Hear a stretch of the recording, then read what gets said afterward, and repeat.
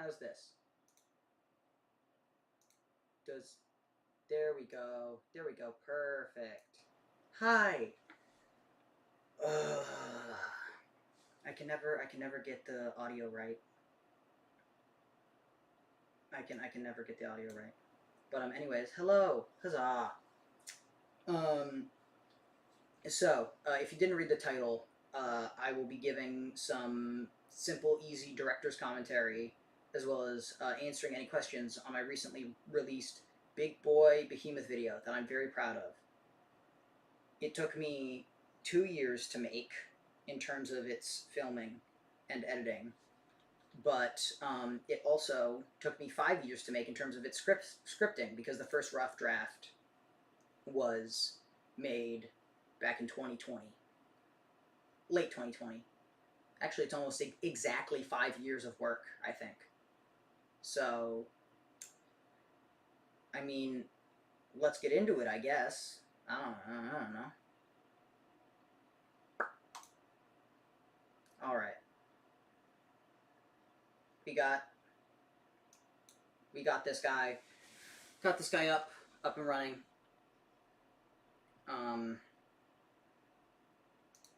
And I guess I shouldn't really be, just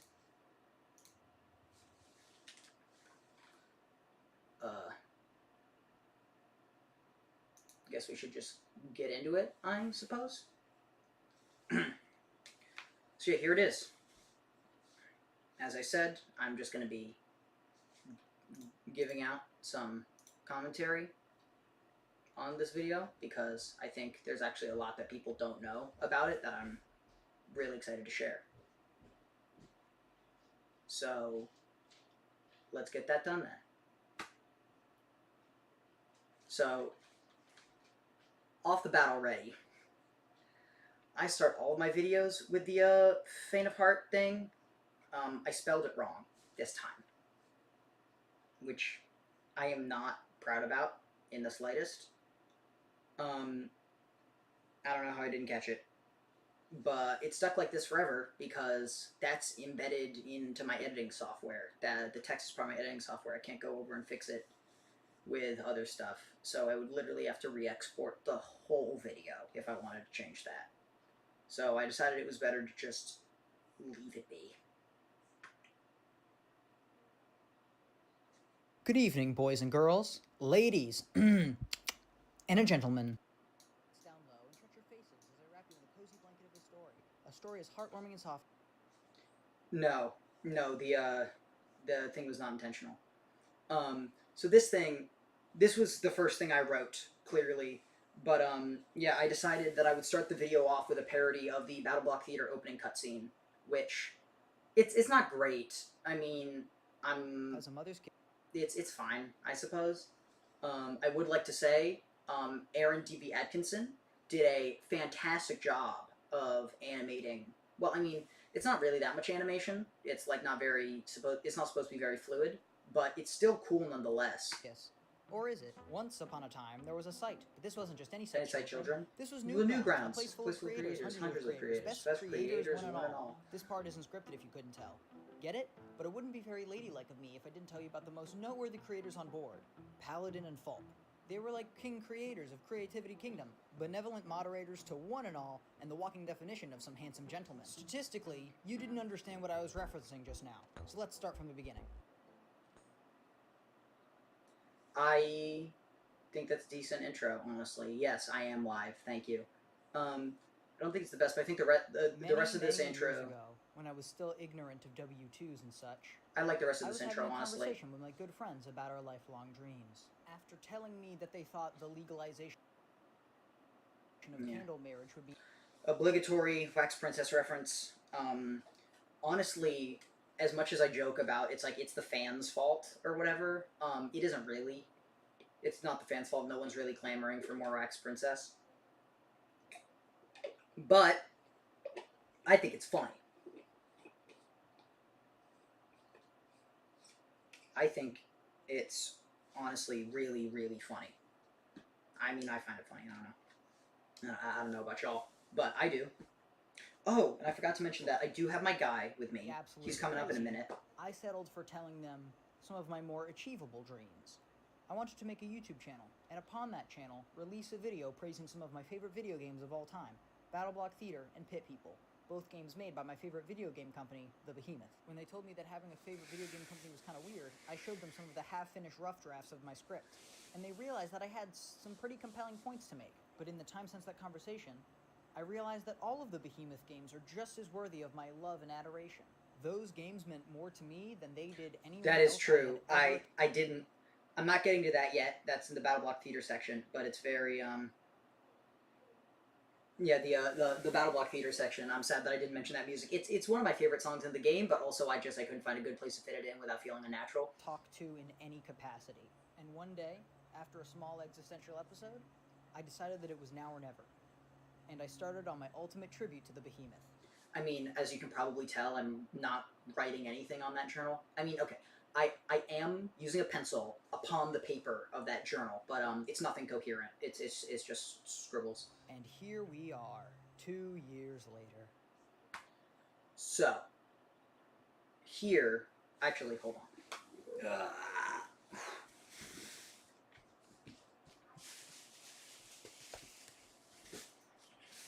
Making my seat more comfortable. I'm giving it arms to rest my arms upon.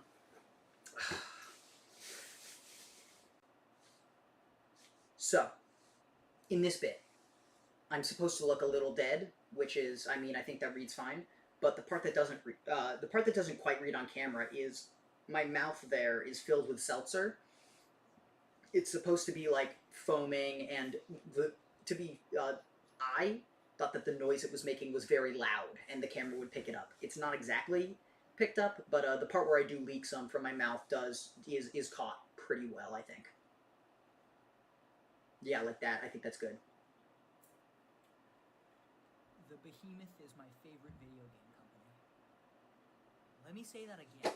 The Behemoth is my favorite video game company. So all of that is Behemoth merchandise that I bought at Behemoth booths from many conventions I've been to. So that's all. None of that stuff was ordered online. I got all of that in person. I think that's a neat thing to mention. In this part of the video, I would love to tell you about the founding of the Behemoth, but if I was to go beat for beat, I could be here all year. Mostly because we'd...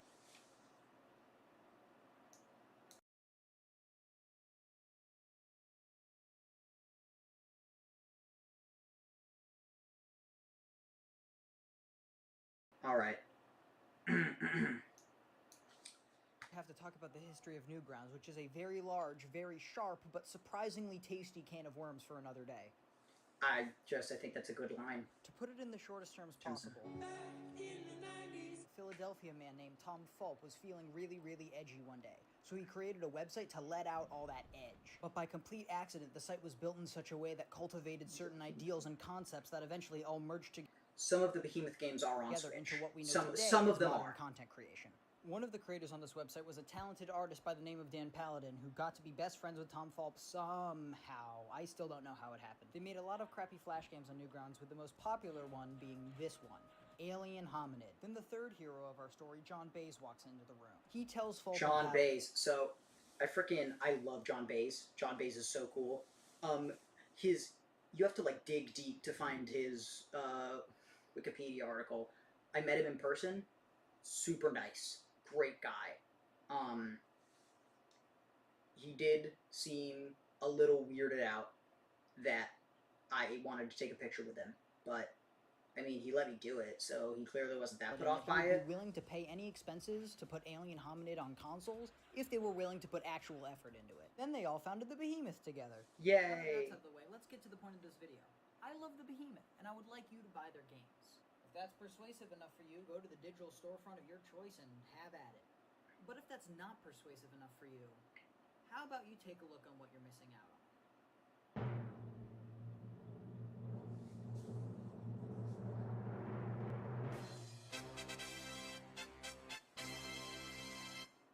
Funny.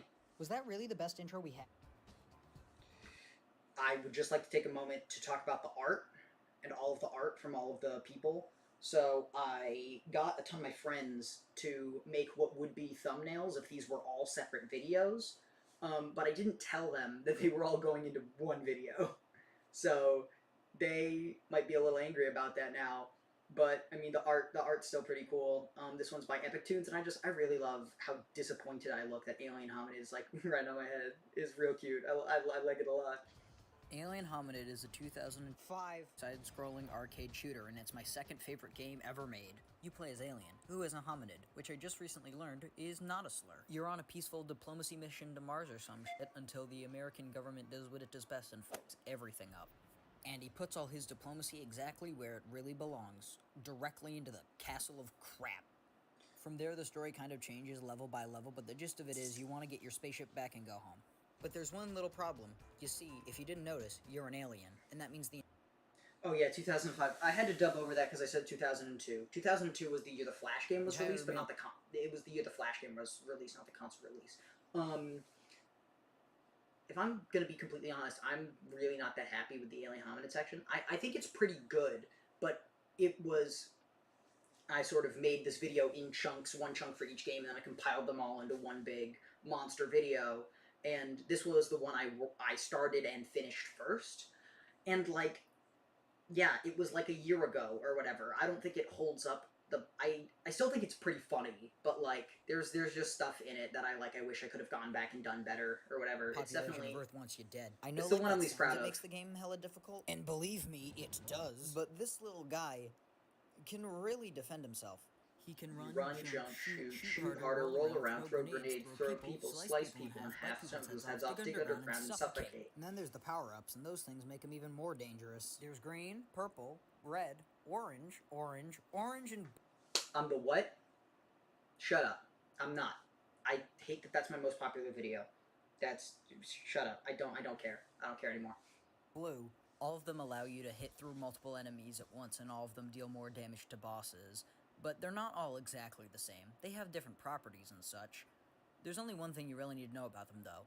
Don't use the blue one. Blue sucks. The blue one freezes people, which sounds useful, but it really, really isn't. Because of the low ammo count and non-lethal properties of ice... Ow! So, if you've donated to the Exploding Unimoles before, which was a charity thing that I did a couple times, you would know that I have a family. I'm not just a person that's sitting in a comedy void or whatever. No, I've got people that are related to me. And so, whenever you see a shot in one of my videos that couldn't have possibly been done with only one person, like here, there's someone throwing the ice at me, or later in the video, I want to say there's a tracking shot. All of the camera work and extra hand stuff is done by my sister.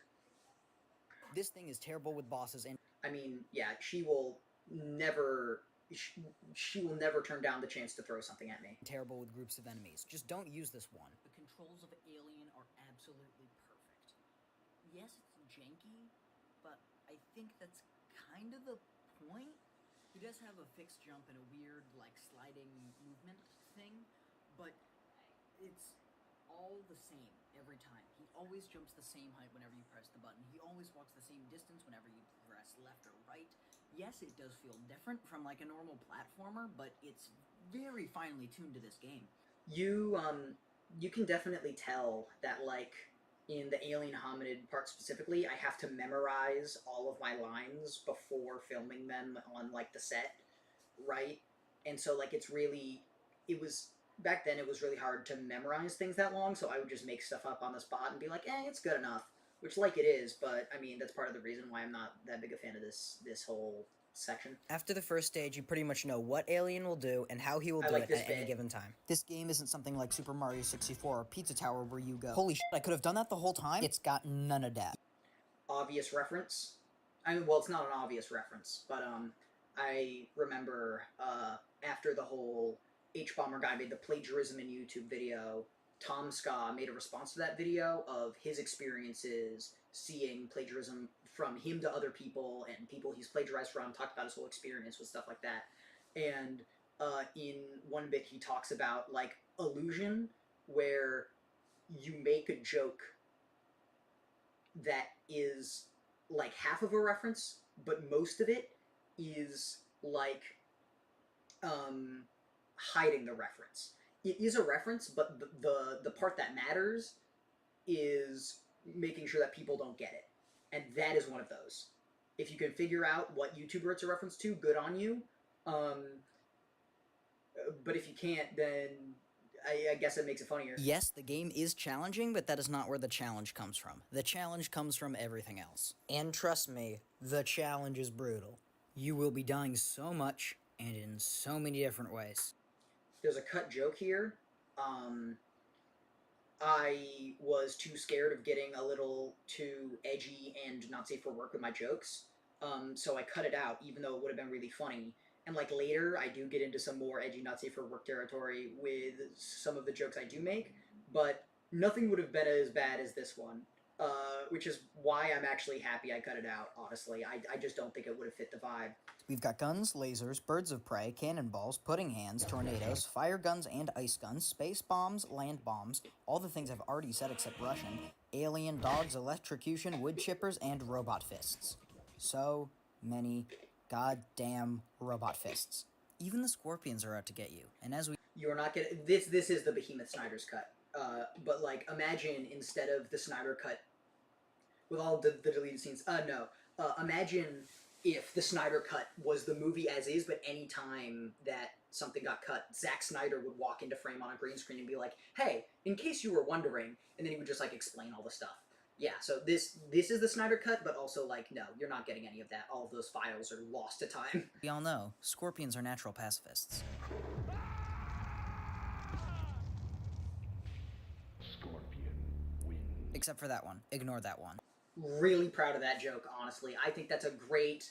It's like, it's a little predictable if you know, like, all of... If you're a big retro gamer, it's a pretty predictable joke. But I still think it's a pretty good, like, setup beat punchline. I think it's one of my best from this video. All of this really fair yet really annoying I have not seen BS Superman combined had 2025, me I'm gaming sorry. over literally every single level past the first world. The game is still totally beatable though. I just suck at one of my favorite video games of all time. Please feel free to laugh at me. Look at this unibrow, man. I deserve it.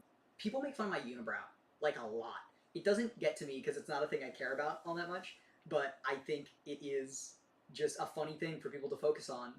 Like, in one of my most viewed shorts, that's all of the comments are just like, your eyebrows are weird. And I'm like, thanks, I guess. I don't really know. Every single thing on that double triple bossy deluxe on a raft 4x4 animal style, extra shingles with a shimmy and a squeeze, light axle grease, make it cry, burn it, and let it swim list of things that I just mentioned has a basic pattern, and every single one of your moves counters them in some way. You can duck and roll under bullets because you're a petite little boy, and bullets are usually shot at eye level. Bombs, cannonballs, and things Just like me the like have explaining a the wide mechanics of the AoE, game. but they are big and slow, I think meaning it's you've got fine. plenty of time to get out of the way before they blow up and melt your face off. Even the dreaded robot fists have a pattern to them. I'll get back to you when I figure out what it is. I think that's a good joke, too. The game is perfect. Um, It never feels like you're allowed to sleepwalk through any of the levels. Oh, the other big thing is, I think SpongeBob is good. I'm not like the biggest SpongeBob fan in the world, which is gonna seem weird the more the video goes on. Because once I had fully compiled it and watched the whole thing to make sure there were no mistakes, I make SpongeBob jokes way more than I thought I did, honestly. Like this have. My favorite example of the way the game evolves is through the basic enemy, the FBI agent. These guys die in one hit, you kill them without a second thought. But to be honest, these guys have way more developmental complexity than you think they do. In World 1, the FBI agent shoot you. Yeah, that's about it. You can duck under their bullets and slice them for melee kills. There might be a lot of them, but at any given time they will either come always off the thought that sides this of was, the like, screen, really being key easy to spot, commentary. or will come from the top of the screen, accompanied by a helicopter. Like, this is a thing no one's ever thought to analyze But in before. World 2, the KGB agents will lie down and shoot you in a sniper position in order to hit you while you're ducking. They will pop out of the snow without warning or sound, giving you only just enough time to react. They also punch you in the face if you get close enough to them, but if you're fast enough and wait for the punch, you can still melee them. Then there's the Area 51 agents. Not only do they shoot low, but they swarm you in groups upwards of 9. They block your knife slices and even jump over some of your bullets. All of the enemies in the game constantly develop like this, always offering new challenges to the player. The bosses display these competencies tenfold, but we can talk about them later. Okay, let's change gears.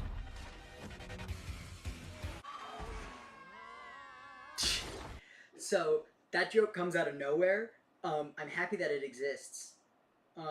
It basically just comes from the fact that pretty much the inciting incident for me getting into YouTube was, I remember a friend showed me a YouTube poop, and I was like, "What is this?" And so that was like the thing I watched on YouTube for the longest time was just YouTube poops, and like they still hold up. People are still making great ones, but like that's that's kind of what I think of when I think of YouTube. So that's kind of where this joke came from. Is just the idea of that, and just I This love those game's bits like attention that. to detail is They're great. astounding. All of the Behemoth games have great attention to detail, but we're just talking about Alien Hominid right now. The joke details and the backgrounds in this game are astounding. In the city levels, all of the buildings are absolutely hilarious. I've already mentioned Castle of Crap, but what about Steakery Cakery? Or Harry Mommy Daycare? Dude, I want to go to Grease Glob. I want to go to Grease Glob so bad. Fisher like Plants Pet Shop. We sell poisonous flowers. Everything else is dead. That's genius. Yeah, oh my god, how do you not know what a YouTube poop is? Freaking, oh my god. Get back in the daycare, brother.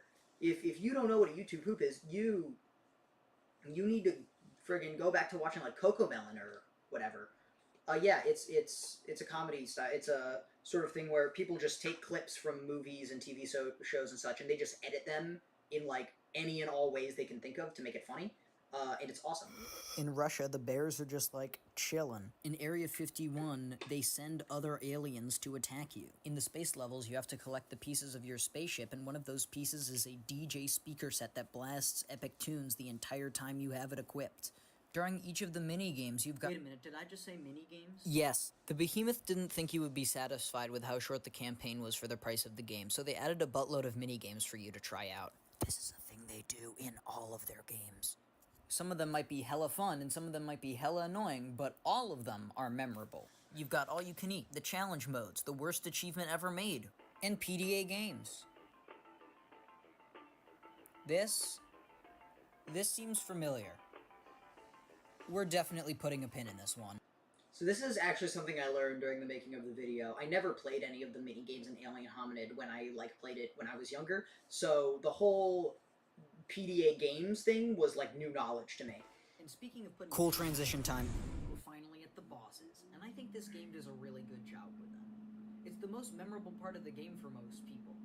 I mean, Install Ball is on the front of the box for a reason. You ask someone this guy's name, nobody's gonna care. But you know damn well sure that they know who the Tin Man is. By the way, his name is Mikhail, and I love him. Straight up lie. He doesn't have a name, but I am hoping that this tricks enough people into calling him Mikhail that becomes his official name on like the wiki or whatever. And yeah, that's who we're starting with. The Tin Man is the very first boss that you meet in the game. Yeah, Tin Man. That's his name. Tin Man. That is what I will be calling him. His name is not Bustletron. Alien Hominid Invasion is incorrect. It's all propaganda. This bit's His name is Tin dumb. Man. That is what I will be calling him. He is not Bustletron. His name is Tin Man. Get out of my brain. He shoots a laser at not ground level and at ground level in order to mix you up and laser you twice. He also runs back and forth across the screen trying to hit you with his robot fists. And that's his entire moveset. Sure, he only does two things, but each time you hit him, it actually gets a small percent faster. Meaning at the end, he can really mess you up. I know this sounds hellish for a first boss, but honestly, it really works. He's not really all that hard, but he's just hard enough to really give you a sense of the types of things this game will expect of you. And then there's Install Ball. He has the same moveset, but uses it differently. Instead of being a loop where it's punch, walk, laser, punch again, instead, he periodically checks where you are and then does his moves based on that. He will check if you are right next to him. If you are, he will punch. If you're not, he'll flip a coin and either laser or just keep moving. Because it's randomized and not a loop like the Tin Man, it's actually liable to catch the player off guard, which is really refreshing to see in the first level of a game like this. Overall, Install Ball is just a really fantastic capper to the tutorial level. And nearly all of the other bosses are just as well made, like Pudding Man, Alien Number 2, and Communism, the robot. I mean, yeah, not all of the bosses are well designed. I love the crane. I love the stupid crane gag and how I keep using the same clip of me beating the crane without moving. I think that's really stupid and kind of funny. It's a very nice ratio of good bosses to bad bosses. But right now, I want to talk about the most interesting bosses. Boss bosses that either do something really well or really poorly with their game design or their story. The one thing all these bosses share in common is they come from the final world, Area 51. The marvelous Area 51, land of paratroopers and difficulty spikes. I don't know how many people got that. That's a reference to Ratatouille, which says it for a bit later in the video. Ratatouille is a ripoff of Ratatouille that takes place in Brazil. And the very first part of the movie, he goes, "The marvelous city, land of sun and heat." But like, people don't know that movie very well, and plus the payoff gag is that I teach you about that. So all in all, I think it's a funny bit, but it's not really that functional, honestly. All of the bosses in this world are really something else, but the one that is the most different are these boxes. But the thing that's different about them is that they're bad. A node will randomly light up on one of the two boxes, and if you shoot it, you will deal a minuscule, insignificant, just absolutely tiny amount of damage. But if you don't shoot the node in time, it'll shoot an electric current and cook you for dinner with a side of lemons and fruitcake. If you think you could dodge every single one of those electric currents, then oh, how naive you would be. Because sometimes the nodes will light up red instead of orange, and if the red nodes aren't hit in time, you'll be fried harder than an Olympic rat swimmer on his last visit to KFC.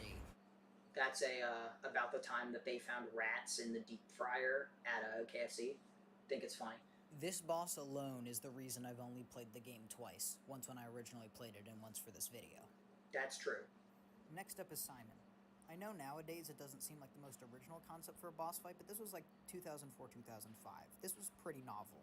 I love the whole vibe this boss fight has. The chill elevator music in the background, the cat. All of the other boss fights before this one have been real hectic, but this one just wants you to take it slow and figure out what Simon's trying to tell you.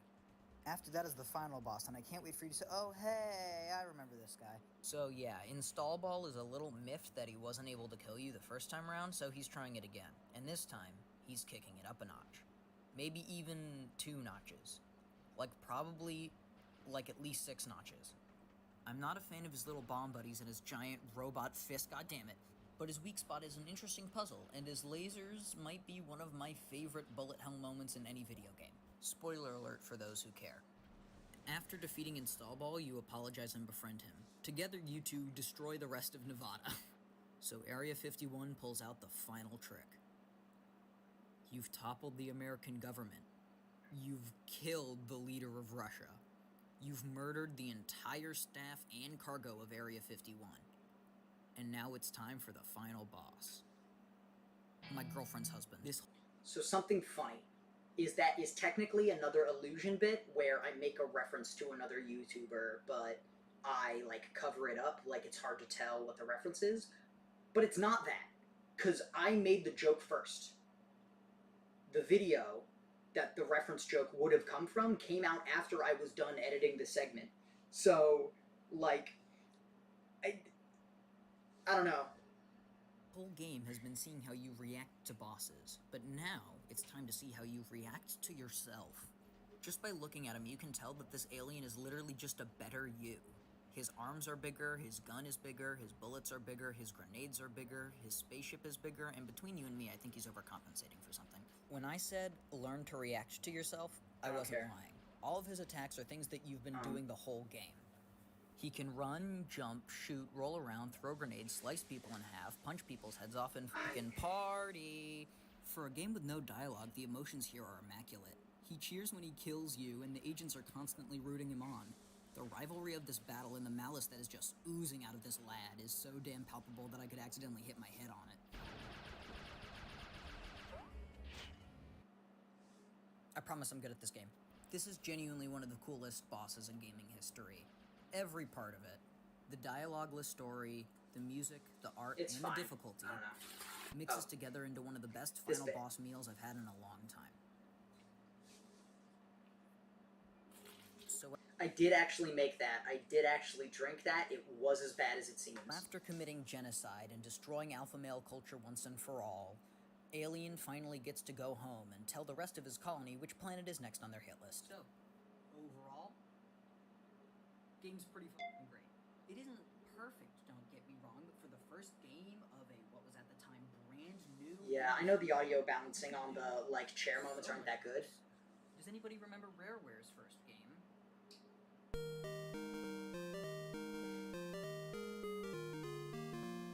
This was Rareware's first game.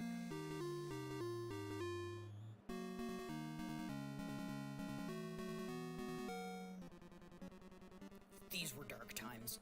This game definitely isn't for everyone, but you know, if you're a hardcore, tough-as-nails, retro, cheesy, gamer Dorito boy, or girl, or they, I don't judge, then hell yeah, give this one a shot. It's well worth your time and well worth the money. Look at how cheap this thing is. If you thought that review was lackluster, this is just the game that I have the least to talk about. Wait for the next one. So, all in all, the Alien Hominid segment is pretty okay. I like it. I like it fine. Oh, Rareware's first game feels like Scott the Woz? Yeah. I definitely, I see Scott the Woz as one of my, like, four, like, big influences on the type of videos that I make. And yeah, that's definitely, anyone remember Rareware's first game does seem like a very Scott the Woz bit. So, we are currently 16 minutes into the video. And it is been like 25 minutes.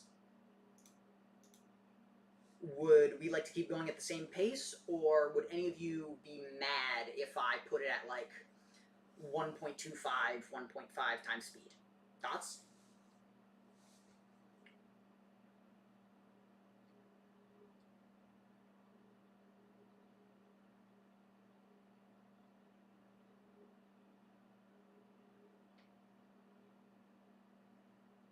Chat has a delay. No, I know chat has a delay. That's actually false. Chat doesn't have a delay. The chat doesn't have a delay. The chat is on time. I have a delay to the chat. It's the other way. 1.3 speed. Is that possible now with YouTube?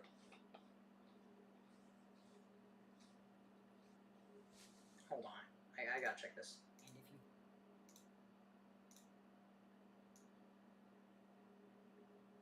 Oh my god, 1.3 speed is real. Thought that review was overwhelming. Uh-oh. Here.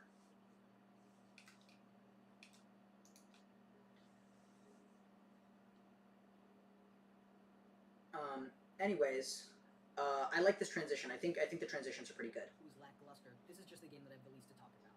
Wait for the next one. And if you thought that review was overwhelming, buckle up, moron.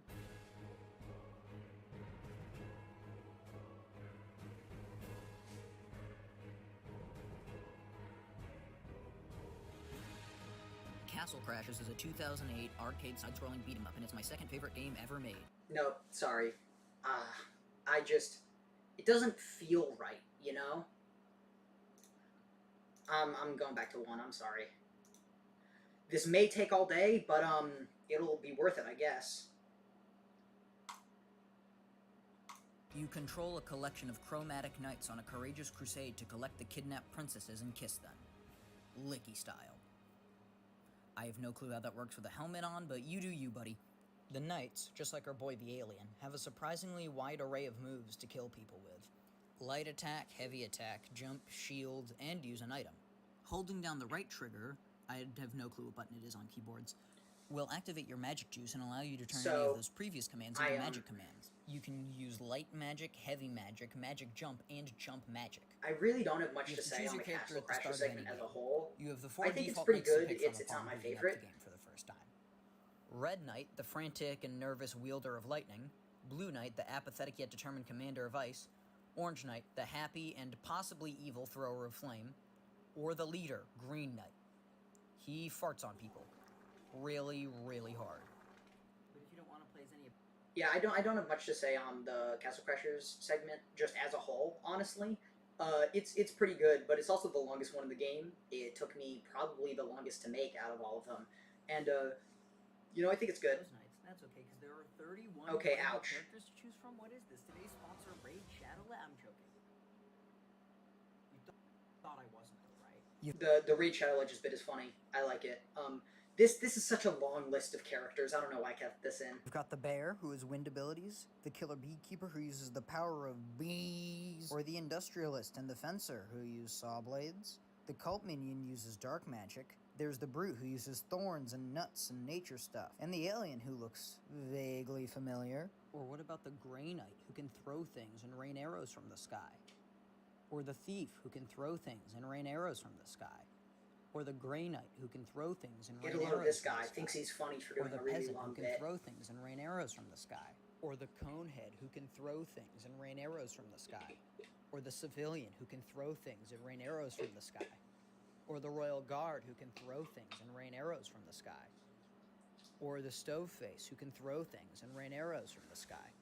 Variety is the spice of life, and yes, I forgot to mention, the art for this part was made by my friend Nevergone. Super cool. Showed up in the Lads video. There will be another Lads video coming soon. I just couldn't make one because I was doing this. But yeah, no. The Lads are coming back, which is great. Yeah, Nevergone not only made the art for Castle Crashers, which is really good, but they also appear later as a voice role for a great gag. while there is some good variety here, I get the feeling that the Behemoth just really likes the taste of salt. I don't think I can mentally recover from all that repetition. Only there were some beautiful... Why are messages getting retracted? ...to lift me out of this depression. I love Pink Knight. Pink Knight. Pink Knight is the caramel dancing right in the middle of this game's death metal This type playlist. of comedy. Instead of stabbing people My type to of death comedy like every other is character, Pink Knight awesome. shoots rainbows that make enemies That's peace what it sign is. and lobs squishmallows that explode My on contact. type of comedy is This might be your the mom. best singular That's what it character is. moveset in any video game ever. That's right, I said it. Get Smash Bros. And Overwatch. And Cameo. That bit didn't hit as hard as I thought it would. Of this game in chronological order, because the pacing of this game is incredibly important, both to why I love it and to why I hate it. But of course I will try my best to skip over as many spoilers and secrets as I can, just so that those who haven't played it get a chance to discover it all on their own. So after choosing your knight and rocking your heart out,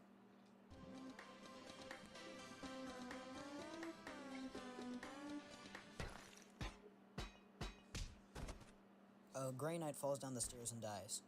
Poor dude.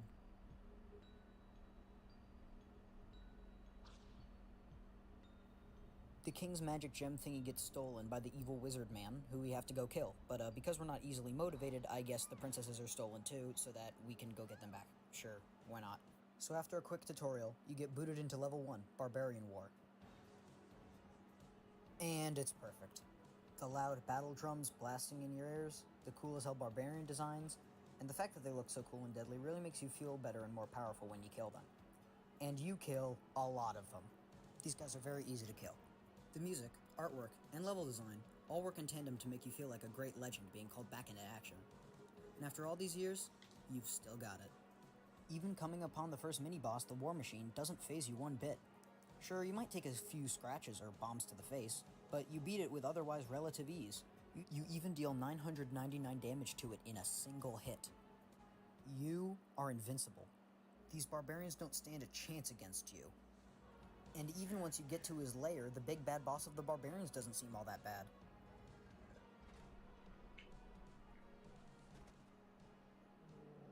This is gonna be a piece of cake. I think this bit is funny. They never trained us for this. The classic Behemoth bait and switch. The concept of a bait and switch is nothing new, but Behemoth does it in such masterful ways that it has kind of become a staple of the brand.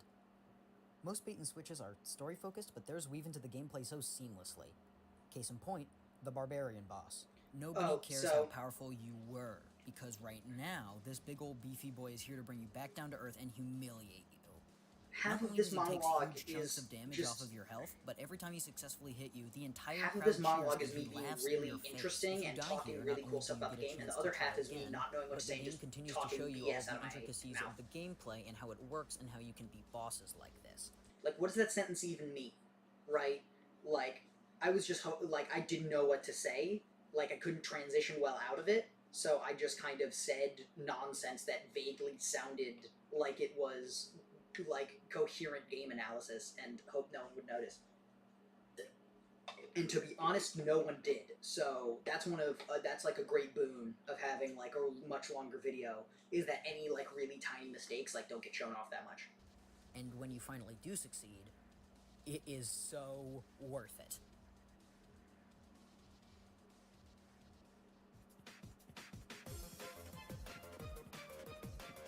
And that's how you start a f***ing video game. Take notes, Nintendo. In order to save the 3 other princesses and beat the Dark Wizard's ass into next week, you need to find the 3 golden relics, which will let you sail across the land and find whatever you need to find. The compass Covering the entire in the game in chronological order, I kind of shot myself in the foot with that decision, because like I had to talk about nearly everything that was going on. In order to get weird animal buddies that give you buffs. You'll be coming back to this guy a lot, but for now, all we need is the compass and a weapon that isn't one of the default ones. Now that we've gotten everything we need, let's you can find tell the relics a and lot save in this whatever segment of the princesses we video can that I'm just trying to like skip Let's and get to start the next re-entering part of the the forest. analysis. Like I don't care about the cave or whatever.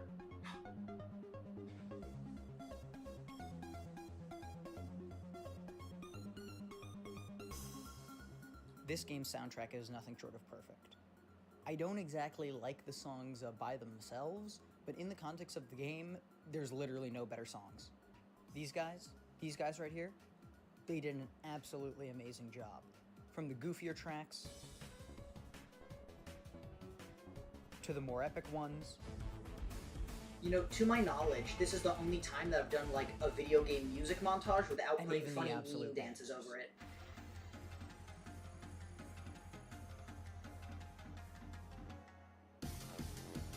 After making Geometry Dash fans feel bad about themselves and traversing through the Thieves' Forest, you get to do battle with the Troll Mother, one of the most grotesque things Dan Paladin has ever drawn. I know she doesn't look that bad right now, but just you wait. Oh, just you wait. Killing the Troll Mom forces you into this big chase scene set piece with this other bigger, scarier troll. It's essentially just turbo tunnels from Battletoads. I will say it does have my favorite music in the game. Great job, Water. This is a long detour for a really dumb bit. Tech Hawk honestly sounds like you put every kind of guitar there is into a blender and then made it sound good.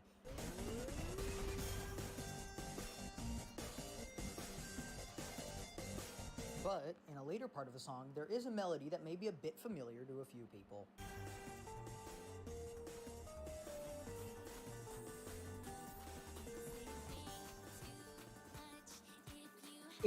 It counts, I think. Yeah, I know it's not the same tempo. Like, it's a true fact. Check, they're very similar. I don't know why I need to tell everyone that, though. I've made this connection, and now you have to deal with it. After escaping the troll, you fall into a river and drift up it with ease. At least, that's what the legends will say. Before continuing the rest of the campaign, you realize that you are in fact level 15, meaning you can equip the objectively best weapon in the game, no debate needed. You murder another Wax Princess reference because I needed to do that. I think. You find out where the other princesses are going and follow the one that takes the least amount of effort to follow. Inside the cave, you kill a giant bat who's a little too freaky. But if you want just like get through the story as fast as possible. The non-campaign multiplayer features are real cool. You got a bunch of different arena modes to battle your friends in. It's super sweet. I 100%ed all of these games before I made this video. So, you know what, I'm just gonna let this part play out and then I'm gonna explain everything. But one of the achievements for Casual Crashers is you need to win the arena mode 40 times online. And because this game is 17 years old, there's only one other dude online. Let me introduce you to God, or as God likes to call himself, Fire 43.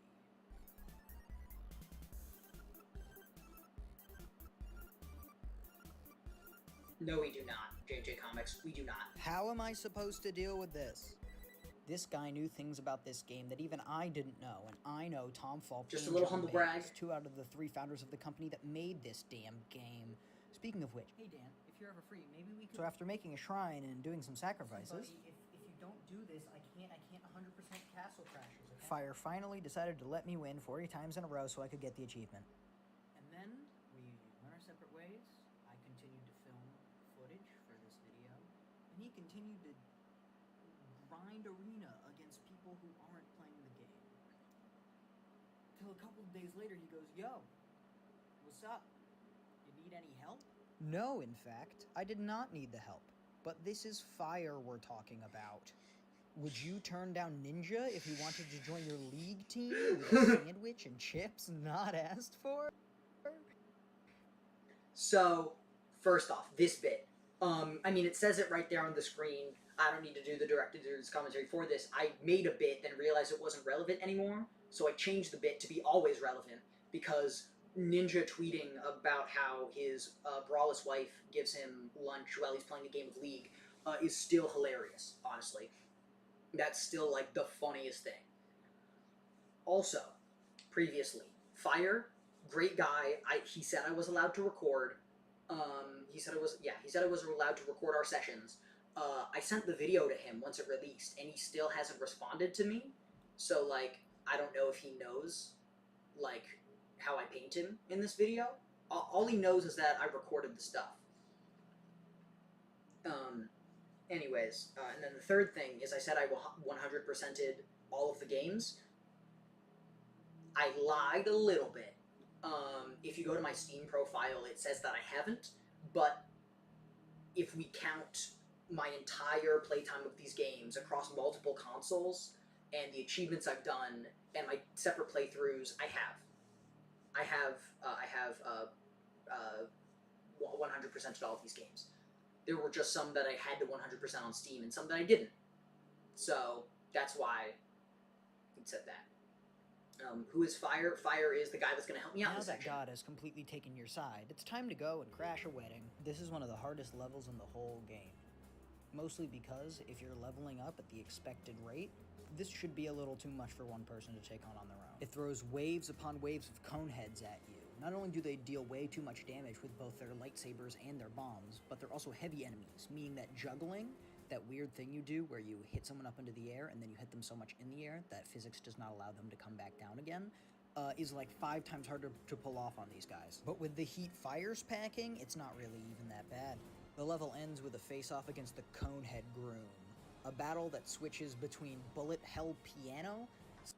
Watch this clip. Watch really closely to me and the bombs that hit me, because it is unfair. Sections, and a duel that is just so 1, unfair 2, to the player character. 3, But with 4. Fire by my Like, I would have lost that if Fire wasn't next to me. side, it's unfair for the Groom, dude. Killing the Groom introduces his best friend, the Cyclops, who is so overtaken with grief that he steals the princess and his best friend's corpse. We, of course, give chase, because what else would we do? Would we, That's a glitch you can do. Hey, Fire. That's all. You doing okay, buddy? Making it to the Cyclops takes grit and determination, which is lucky for me, because I don't have any, but Fire has a lot of it. While beating up even more Coneheads in his lair, you'll notice in the background that there are paintings of the Cyclops and the Groom together. This is where the misery of the Castle Crashers universe starts to set in. But we'll see more of that in a minute. Because right now, we have a Cyclops to kill, and oh boy, that did not take long at all. Man, maybe I shouldn't have a level 99 character by my side at all times. It really trivializes things, don't it? Before I let Fire go, we've got one more stop. Lava World. Here you will fight through hordes of fire demons and uncover the secret of the beefy sandwich that allows you to become unstoppable for 10 seconds at a time. You also find a quaint little place known as Volcano Town, a town known for its complete and utter lack of active volcanoes. Like, this part is interesting, I just don't have any commentary. This is where the reality of the extended world of Castle Crashers finally clicks. In this world, in terms of this story, these are all real people who really lived and really died. This thought permeated the rest of my playthrough. From this point forward, that wasn't just some mini-boss that was standing in your way because it's a video game. That was a man with a best friend who may or may not have been his gay lover, and now he's dead. And that's your fault. The fact that a video game, nay, a video game with no dialogue, nay, a beat 'em up with no dialogue, got me to feel this way, it's nothing short of art. Don't worry, gets even better from here. This is where we meet one of my favorite antagonists. Necromancer time. Say hello to the Necromancer. They got everything right with the Necromancer. The Necromancer is a lot like Half-Light, Spear of the Church from Dark Souls 3, where the I have never played Dark Souls, I just know about this. entire point is, while yes, they are a boss, they are supposed to look and act as if they are a player character. Not exactly like a Mirror Dark version of a player character, but just like someone you could play as. He's leaving us for now, but he's still going to be important throughout the rest of the story. After watching God finish his conquest of the Damned, we pick up the golden steering wheel, leaving only one relic for us to find. Oh, and also this happens.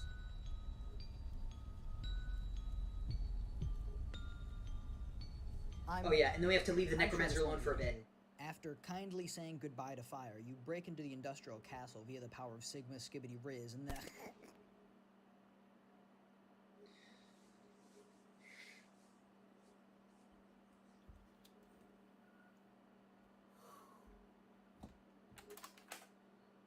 You know that wasn't really me, right? I would never say anything like that. At the end of the industrial castle, you find the spy. So the bit where I shoot myself and it's a fake or whatever, like it's supposed to be funny, but also back then it was supposed to hint at all the lore and stuff because I used to have like an ARG going on. I've completely moved past that. It was fun. I enjoyed it, and it really isn't finished. Like I never finished it, but it was just taking up way too much of my time, and so like it's not finished, but I'm done with it. I'm just gonna put it that way. I would like to put my focus on making funny videos because I stopped making those and I started making funny videos, and those started doing really well. It's the final relic you need to travel to the other side of the land and find the remaining two princesses. Yes, I mean the lore. Here is where I would like to voice my issues with Castle Crashers. I would like to introduce a new trope that is in every single Behemoth game. It is also in many other games that exist in this day and age. Something I'm calling the abysmal third quarter. I'm surprised no one has come up with this yet. Like, I'm surprised I was the first person to notice this, but this is real. The tutorial of every Behemoth game is awesome. Up to the halfway point of the gameplay still feels fresh and new and super cool. And the final boss will most likely be one of the most climactic and epic moments in any game you've ever played. So what happens between the halfway point and the end of the game, you ask? The law of the abysmal third quarter is split up into two parts. The first part states that the longer you play a game in a single sitting, the more boring the fun parts become, leaving the bad parts more visible to you. And the second part states that for some reason, unknown to the human being, video game developers just really, really love making the halfway point to the finale of their game one big long play session. It's not explained very well, but yeah, that's essentially what it is the fact that I have played too many games where, like, right before the, like, final stretch of the game is just really boring and long. I like in these games. This is a trope that's in many games. Sonic, Pokemon, Plants vs. Zombies Garden Warfare 2 campaign. There's just that one session of gameplay that goes on for just a little too long, and your perception of the game really starts to shift itself. But no...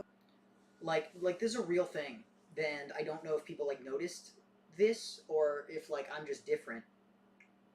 But it's true. There's just... I'm trying to think of another game off the top of my head that has one of these. Friggin',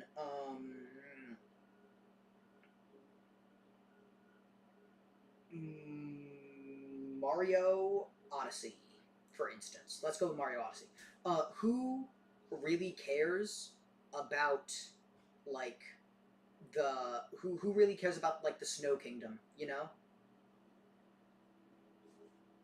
Like, I think the Snow Kingdom's cool, but it's just they needed to add more content to the game and stuff like that. There's just...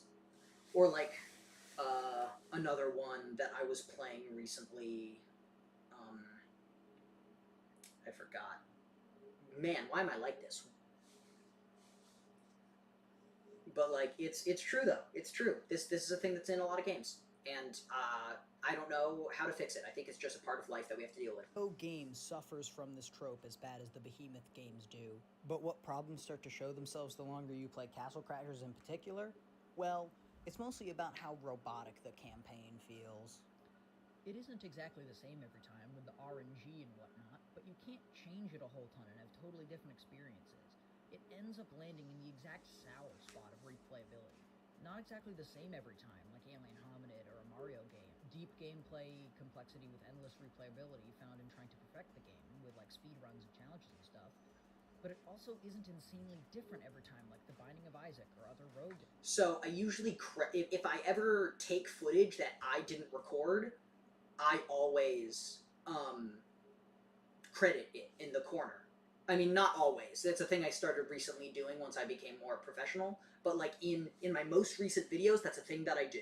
The only times I don't do that is when you can very easily tell where the footage is from. Pop quiz. Who's this? Who's this, guys? who is this? Right? Where the endless replayability comes from just how different each playthrough of the game can be. I replay this game from time to time, but the replays are few and far between. It's like a majority of indie animated shows on YouTube nowadays. A masterpiece your first go around, with plenty of details that reward good observation and reruns. The longer you experience it uninterrupted, the more the cracks start to show.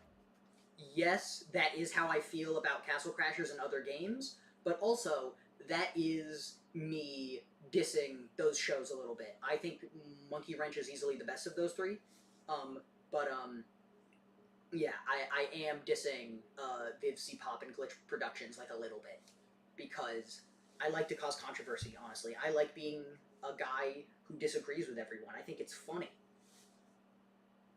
I lied. This is Wreckerless. He just does Castle Crashers content. I have no clue how Wreckerless does it. Playing a single video game for an entire YouTube career seems hellish. But like for massive online games like Minecraft or Team Fortress 2, like I get it. There's a lot of content to cover, but Castle Crashers is one campaign.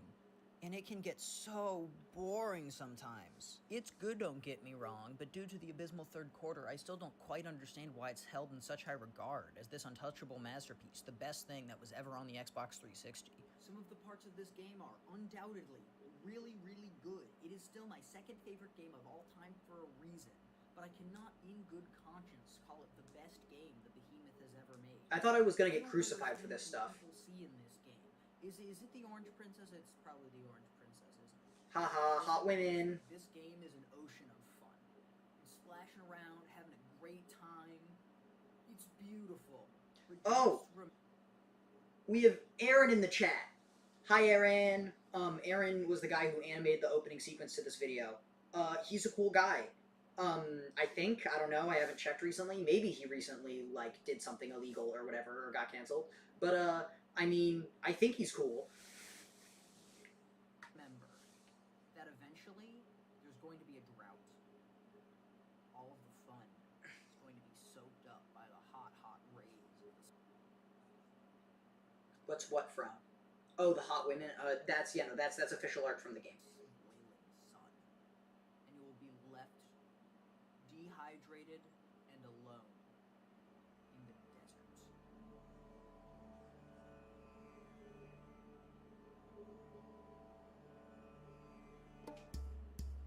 Yeah, the Depending desert on your sucks. general skill level and how many times you fucking die, this level can take anywhere from, I don't know, 15 minutes to over an hour. The longer the hot desert sun beat down on my sweaty little knight, the worse it got. Come on, I kept telling myself. Come on, you're almost there. You can make it. But the longer I played, the more problems I noticed. Oh, it's Clover. Hi, Clover. I noticed that moving doesn't really matter. There's no platforming and all the enemies just aggro towards wherever you are. Yeah, this is really true. It's just, this game doesn't suck because it has issues, but it manages to hide them by the rest of the game just being so fun. So when it gets crappy and you're in the desert, it sucks. It's bad. Types of enemies, given different paint jobs to give the illusion of new levels. And I noticed that whenever I come face to face with an enemy, I jump up into their face and I start to juggle. And Why the hell is that in the game? Because that art is in the game because Dan Paladin is from Newgrounds, which is an awesome website that none of you should go to, because I am assuming all of you are underage. I thought I played video games to avoid being seen as a clown. Let me That's a good line. Right? It's the only way to defeat enemies is to juggle, and I thought I played video games to avoid being seen as a clown. That's funny. Also, that's Killer Bean. I referenced Killer Bean. Which you can understand. The desert sucks. And sadly, the marsh, flooded ruins, and full moon are just as bad. I know I sound pretty controversial right now, but I truly believe that even the most diehard fan of this game isn't gonna be like, oh yeah, I love the corn boss. Like how he has 1,000,000 health. Yeah, that's my favorite part of the game. I swear to God, though. Hold on. Zoom in, enhance on the chat. I used to have the Minecraft skins from Castle Crusaders, dog.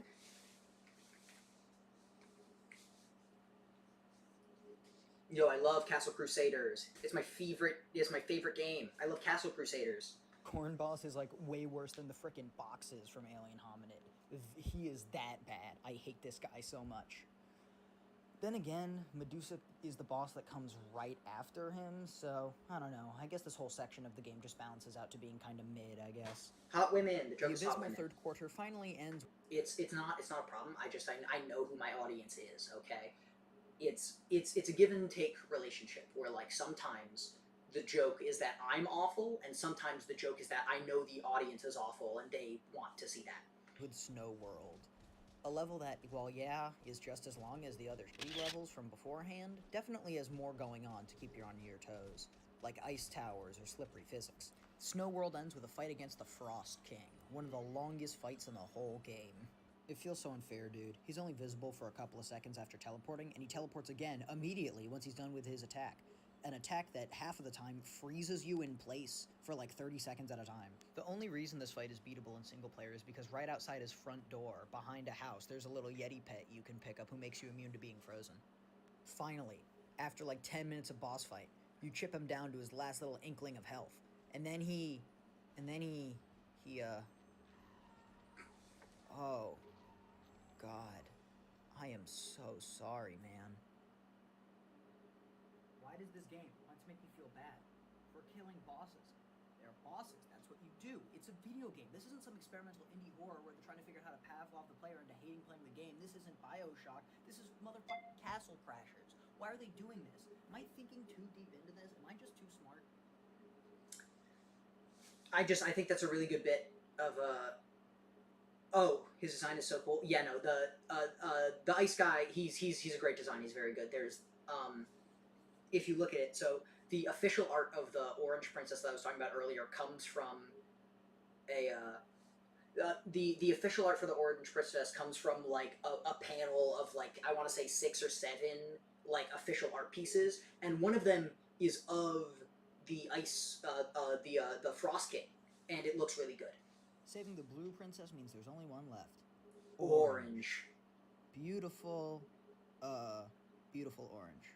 The joke is that you never see her face, and she's always face down or whatever, and she's just no one ever treats Orange right. I wonder why that is. And that means we've made it to the evil wizard's Emerald Castle. This is it, Luigi. After beating the tar out of a couple of cult minions, you realize that this is a boss rush, and these 4 bosses are the only things that stand between you and the princess. And also the crystal, maybe. I don't know. Jury's still out on that one. First up is the painter. He paints. I really thought this boss rush was going to be more... I am not in love, like... He runs around. Some people really like the spawns painter. Kooky little I painter don't get it. monsters that explode if they run into you. There's Herbert. Hi, Herbert. Overall, while the theming of the boss is nice, I find the gameplay a little underwhelming. I mean, I guess that's why they're making a whole DLC for him, huh? I wonder who the next boss could be anyway. Listen, dude, I'm sorry. The Cyclops does not care how sorry you are. He is done messing around. He's vomiting fireballs at you and smacking your head off of your body with a goddamn coffin? I think that's a coffin, right? Oh, God. Oh, yeah, it's a coffin. It's a coffin, all right. I've never... Mysterious 4th princess. There's felt 4 worse of for them. a fictional character in my life.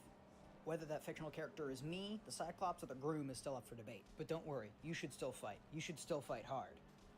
Because if you know how the Castle Crashers lore works, you know that being an undead creature really, really sucks. This is more than just a boss fight. This is a mercy killing. And these 2 guys are begging for mercy. Who's here to face off against me next, huh? Oh, dear God. This boss fight has a different atmosphere to every other part of the game. No other entity tries to kill you multiple times of their own volition. Every other thing that you fight in this game is either a mindless beast who just wants to kill things, You've never played the game, or Clover. a You don't very get to have an violent opinion. person who thinks that you are standing in the way of their goal. The Necromancer is neither of these. He wants you dead and you alone, and there's no way he's letting that not happen. The song coming up that I edit to is called Simple Sight, and it's by a guy called Piercing Laser. So metal.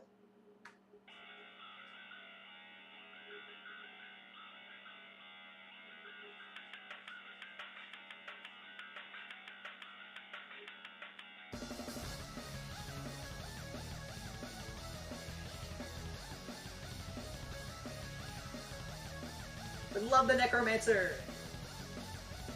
The Necromancer summons one of every unique enemy that's been seen throughout the game, and makes you fight them all at once just to make sure that you're worth the trouble for him. There's actually a really great YouTube comment under the song for this fight by Tack the Shovel 2247 that states, You know, So yeah, I got my friend Jesse to read this. Jesse has a YouTube channel, and recently they she released a album. It's not a long album. I think it's just an EP, but it's pretty good. I think. I don't know. I've only listened to some of it, but go check it out, I guess. I just realised a disturbing fact about the Necromancer. Throughout the game, when the Necromancer revives the dead, they are mostly skeletons. The only reasons why the bodies are skeletons are because they were bodies from the graveyard and ash-covered corpses. The Ash Baby Screamer. Long dead. In the boss fight, though, he brings back corpses that aren't skeletons, but buffed enemies. Take into account that the arena is a torture dungeon. Haha. This means that to prepare for the fight with the knights, the Necromancer rounded up enemies from Lashana Ball. brought them to the dungeon, Forgot about killed them Lashana all, Ball. and waited for the knights to arrive so you could have fresh bodies to fight the knights instead of weak skeletons. I know that the Necromancer's supposed to be evil, but this is beyond evil. Welcome to my TED Talk, and this is why I believe that after the fight with the evil wizard, the Necromancer should have swooped in and been the true final boss. could not have said it better myself, honestly. After killing the whole horde, the Necromancer thinks you're worthy. So that's the only reason I picked Blue Knight, is because the Necromancer 1v1 after the Horde boss fight it's less hard, but it's still very hard. And this just makes it easy. Detail.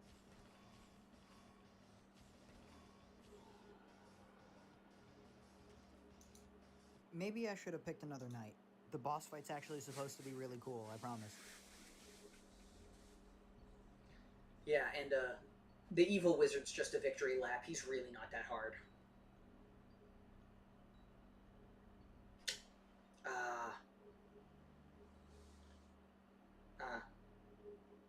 For the crystal and for the princess. Doing battle with the evil wizard was really that easy. Wow. It really was.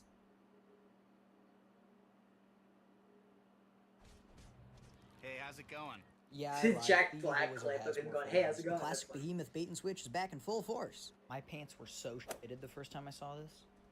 He's like a big goopy spider thing. Ew, gross. Get it away from me. He's still dummy easy though, even in his Ultra Sword Dragon final form. Killing the evil wizard rewards you with the crystal, the dragon sword, and of course, the orange princess. After a beautiful credit sequence, you end up back at the barracks where it all started, and the party can finally continue. Oh, some unfinished business has showed up. Well, I suppose we might as well end this game the way it's intended. This video, just sorry, the whole Behemoth video that I made, it's like way more raunchy than like all of my other videos, and like I don't know why. Like, I think it's funny. I think the jokes I make are funny, but it's just, it's weird. I don't usually talk about women this much, which is no fault to them. I love women, but like, God damn it, I've been clowned again. I've said this a million times, and I'll say it again. Clowns can be funny, scary, whatever, but clowns can't be sexy. That's a proven fact. I mean, just look at me. How does this keep happening to me? This Castle Crash is in cahoots with Ace Attorney. I just wanted an excuse to say the word in cahoots, because it's a fun phrase.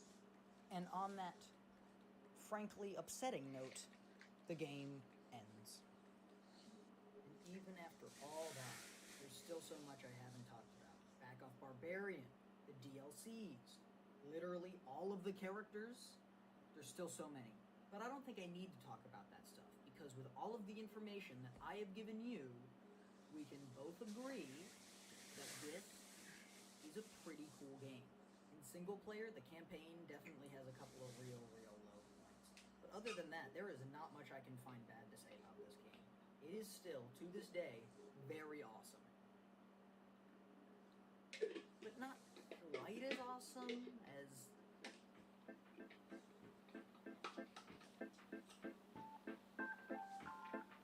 So I love Battle Block Theater. Battle Block Theater is awesome. This art was made by Basil Gal. Basil Gal also made the thumbnail for my Five Nights at Freddy's video that I did like almost 2 years ago. But it's Basil Gal's just such a talented artist that I have decided to like officially hire them as my thumbnail artist. Just so yeah, expect every thumbnail from now on to have this goated art style because it's awesome. And like and all the details in the background too. We've got the lads. We've got Tucci J and Mop. Wax Princess and Imprints are up there. We've got one of the cats, and we've got the Metabix thing in the corner. That's awesome. And I specifically asked for the cylinder-headed one to be pushing me off into the water, and I just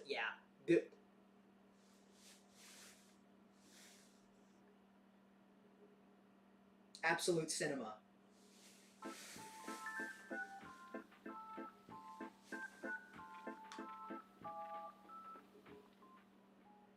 Battle Block Theater is a 2013 arcade acrobatic puzzle platformer, and it is my second favorite game ever made. You play as a large group of friends who crash land on an island and are forced by an army of feral cats to compete in death-defying obstacle courses, completely naked. Hell yeah, alright, I'm into this.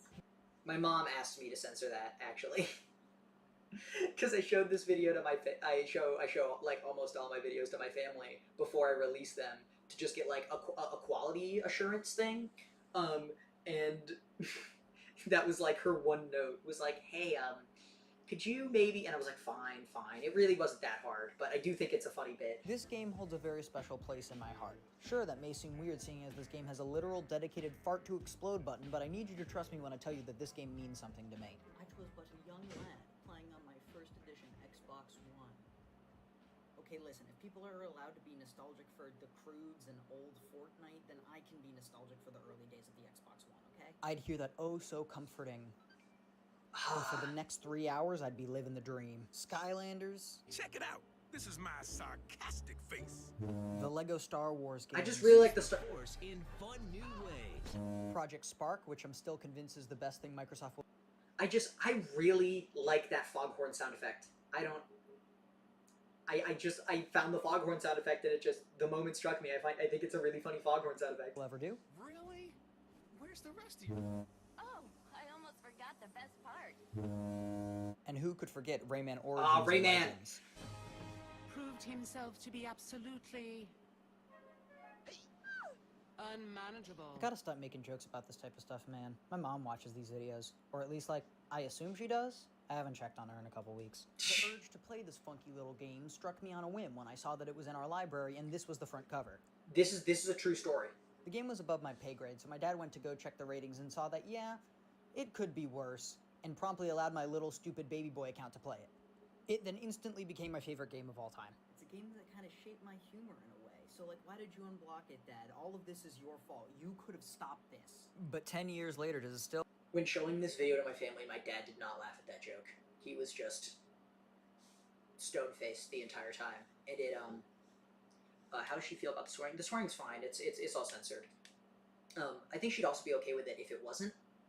But the censored swearing is a me thing, just because I think that it can be funny sometimes because I use multiple sound effects, and because it keeps my videos from getting demonetized no matter what.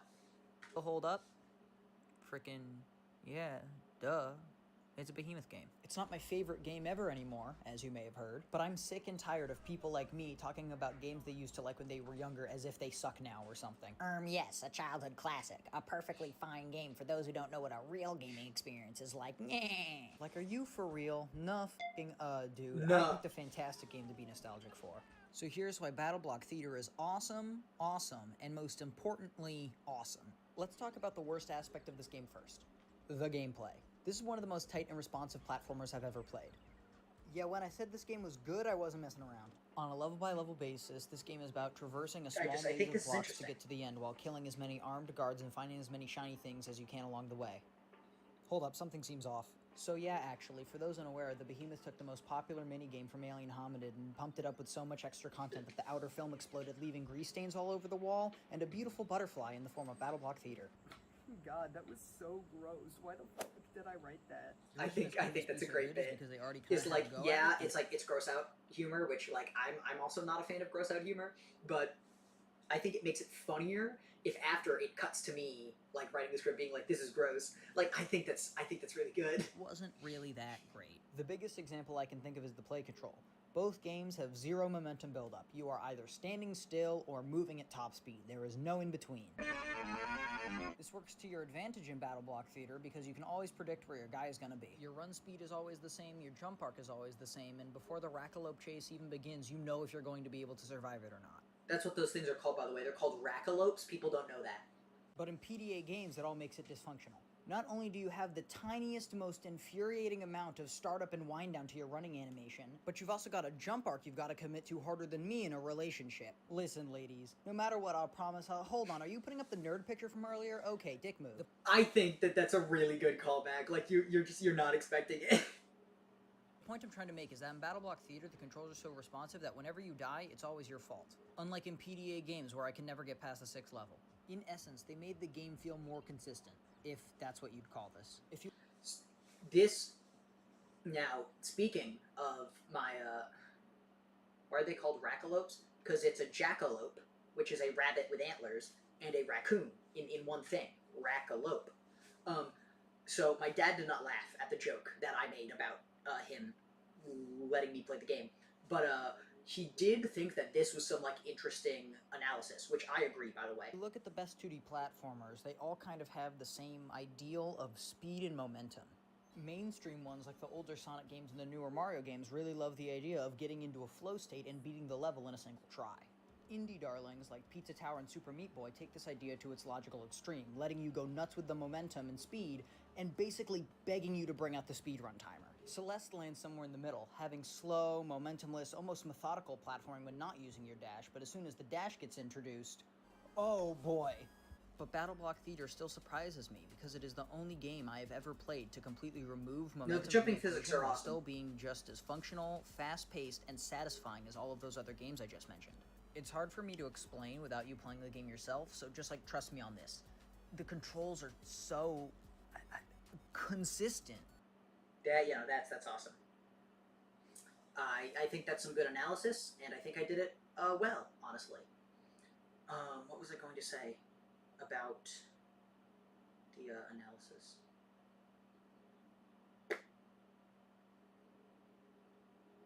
I don't know what I was going to say.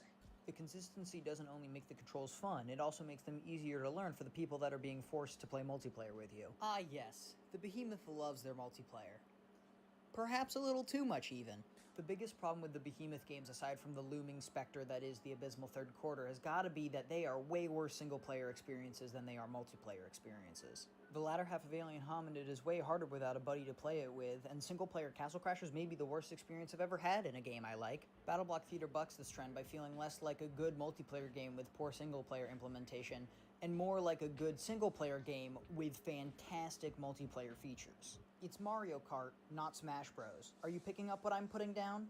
Good, because I'm going to need you to put it back down again so I can pick it up. I'm not done talking. I'm not trying to say that any of these are bad single-player games, no matter how much of an aneurysm I got from the desert. All I'm proposing is that Battle Block Theater blows these fuckers out of the water. Not only in terms of its single-player output, but multiplayer as well. 10 completely unique game modes with easy-to-learn rules that you can play by yourself against a computer or with up to 3 hostages. I mean friends. No, I mean hostages. Help!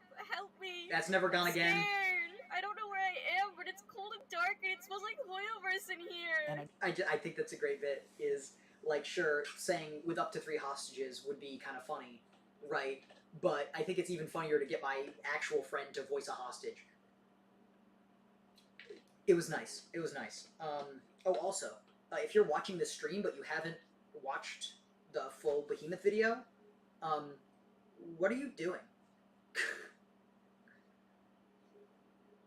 I don't want to sound like I'm getting paid, but none of the game modes are duds either. They are all incredibly fun and function exactly how they're supposed to, with that tight and responsive platforming that we all know, but only I appreciate. PDA Games took a leisurely evening stroll so that BattleBlock Theater could break the goddamn sound barrier, flip off Quicksilver, spit on the Flash, and fuck it, punch A-Train a couple times in the face for good measure.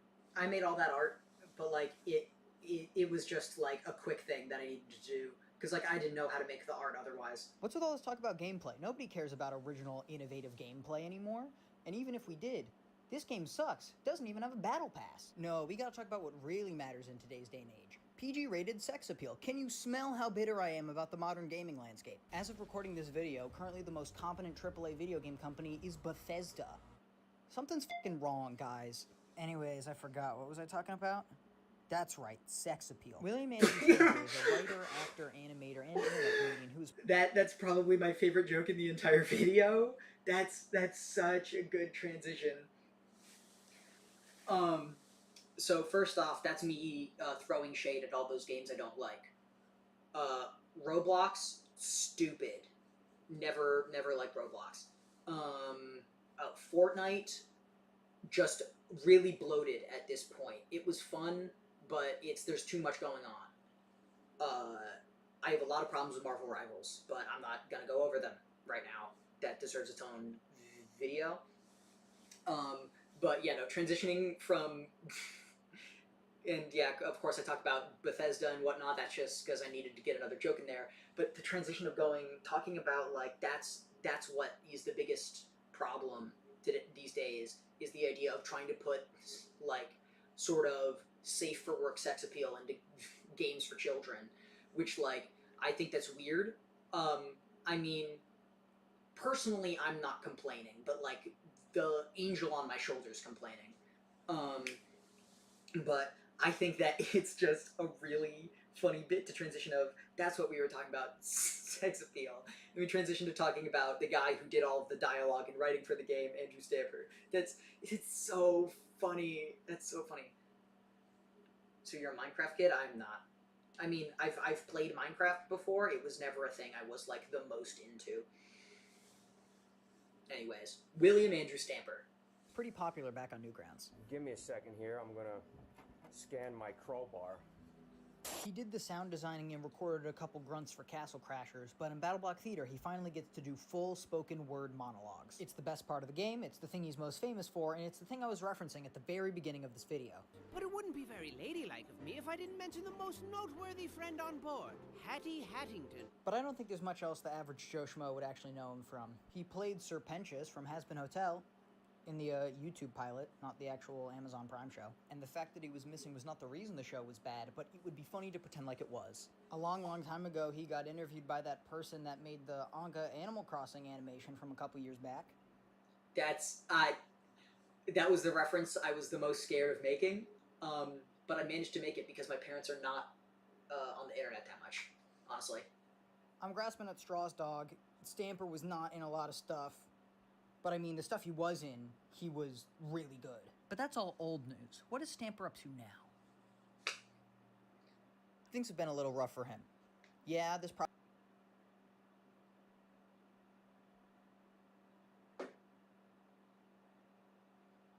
yeah, for those who don't know, drunk driving. Probably isn't the worst thing he's done, but it's the only thing that the government says has happened. His most recent appearance was on the Young Igloo podcast after a year off the grid face down in a ditch somewhere. And what did he have to say? It's like, do you ever just shower with your dad?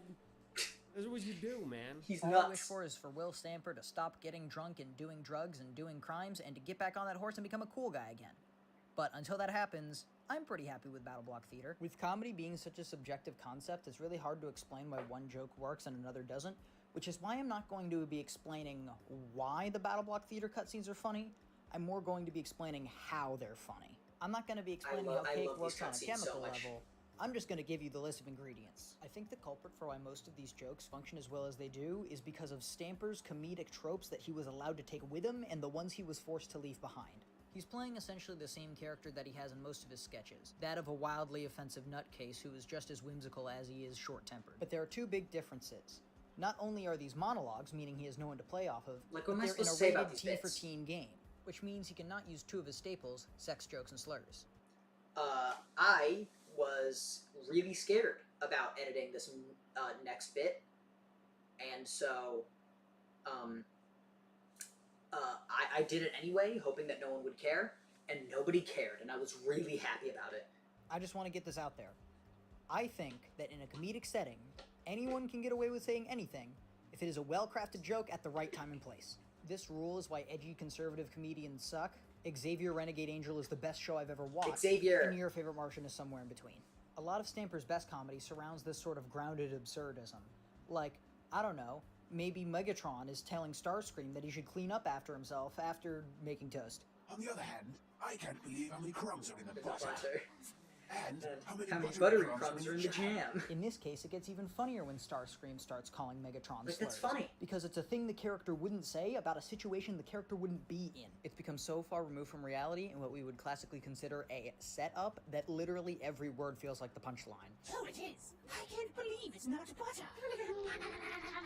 Stamper had perfected his formula, a stupid-ass marriage between lowbrow and highbrow, where exactly two characters continue to escalate a situation. But he can't do any of that shit in Battle Block. Sure, I suppose he's monologuing at the audience, he is trying to have a conversation with you, but he can't hear what you're saying, so we get something that's just kind of like a Catgirl ASMR. Catgirl Actually, if you ASMR put them reference, back to back, I'm that's betting you also could get a funny, whole I guess, conversation. I don't know. Hello, mister. Good evening, boys and girls.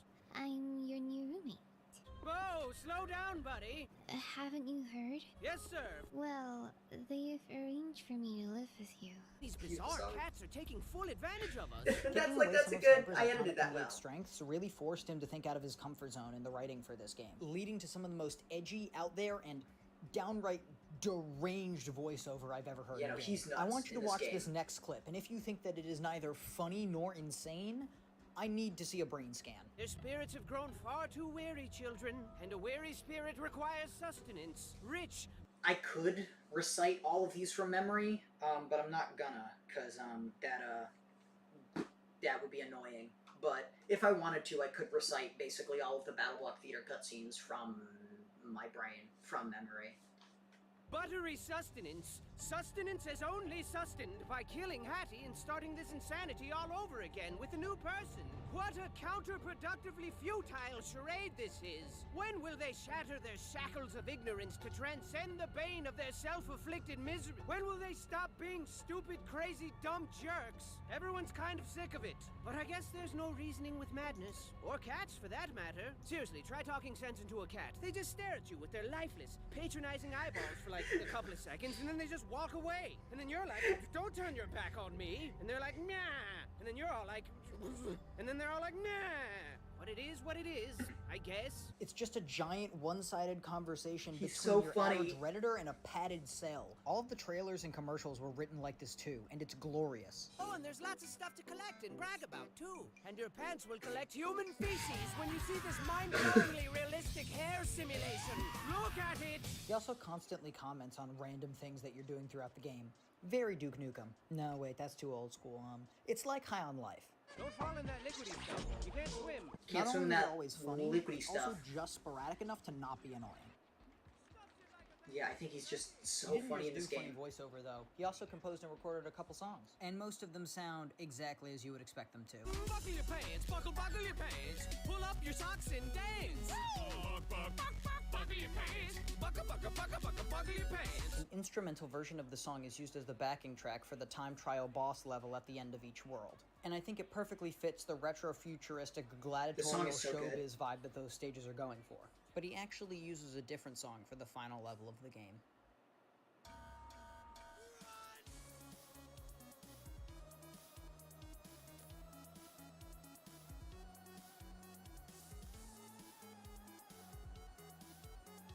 I have it on good authority that he composed and recorded this song high on coke, but that's enough of Stamper's tracks. What's the rest of the music like?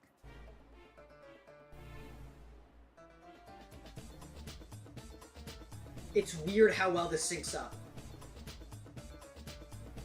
Pretty good, unsurprisingly. All of the songs here are funky, rhythmic, and energizing to help you, get up and go and do the thing on screen, but it's also low tempo to make sure that you know that this is chill, and you don't need to get that angry. It's hard to define the delicate balance between panic and calm that these songs instill in you. If I had to give it a fitting name, I'd call it something like, laid-back thrills. Hey, wait a minute. Patrick Catani, baby. Patrick Catani is a really good composer who just happened to be on the Rolodex of random artists that were forced to make music for Battle Block Theater. And as time walked on, his work from this game ended up becoming the most popular. If there's one thing that I had to change about this video, is that I would have mentioned that Patrick Catani was hired and was like part of the rest of their games. Yeah, no, I don't mention that. I assume that you know that he makes the music for the rest of their games. The song I was just making fun of, Laid Back Thrills, has essentially become the first song people think of when they think of this game. And that's not to mention all of his other songs that are absolute bangers. I love Wicked Mummy. Wicked Mummy's so good. And I got the Bears. The Bears. I don't think you quite understand how much people love This is true, by the way. On the Behemoth merch store, you can buy a vinyl of his album Video Game Music. Half of the songs are from Battle Block Theater. You can find your own teeth. The other half are from a random game that the Behemoth doesn't own that nobody cares about. The Behemoth decided to print that vinyl with their own money without any support from the creators of Blocks in Space. That sounds like a bad financial decision to me, but apparently it's been working out a little bit. No offense to the creators of Blocks in Space, but if you look up their own game, you get results for the Behemoth vinyl. Patrick Catani's Battle Block Theater music is so influential that it overwrites the existence of other games he's composed for. When I was doing that Google search, I wasn't just looking for like images or footage. Like I was trying to find the game to see if I could download it anywhere. You can't. Like that's how powerful this stuff is. Like, people love the music way more than the game, and I can't find the game anywhere. I don't know where or how to play it. It doesn't even have a Wikipedia article. The best part is, none of this matters. All the stuff I've been talking to you about isn't even the main point of the game. It was all a front for Mario Maker. Yeah, actually, this game had a level editor the whole time, and it was kind of the reason the game was made in the first place. If my research serves me right, the rest of the game fell into place after they decided they were going to make a game with level editing and level sharing support. Find your own teeth. It's pretty fleshed out, all things considered, and exactly what this game needed to keep it from dying out in under a month. I'm happy the level editor is here, because this is what gave the game its longevity. Without it, nobody would remember the scene that set up for the sequel, where Princess Peach's corpse killed Megamaloy with a green laser at the bottom of the ocean. That is all factual, by the way. Not making that up. Wait, did I just say sequel? Yes.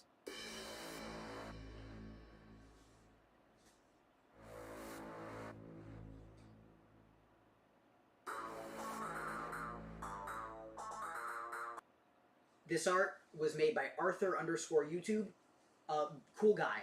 I don't know what he's up to anymore, because I check his YouTube channel, and it doesn't seem like he's made anything new. But, like, at the time he drew this, he was doing some pretty cool stuff.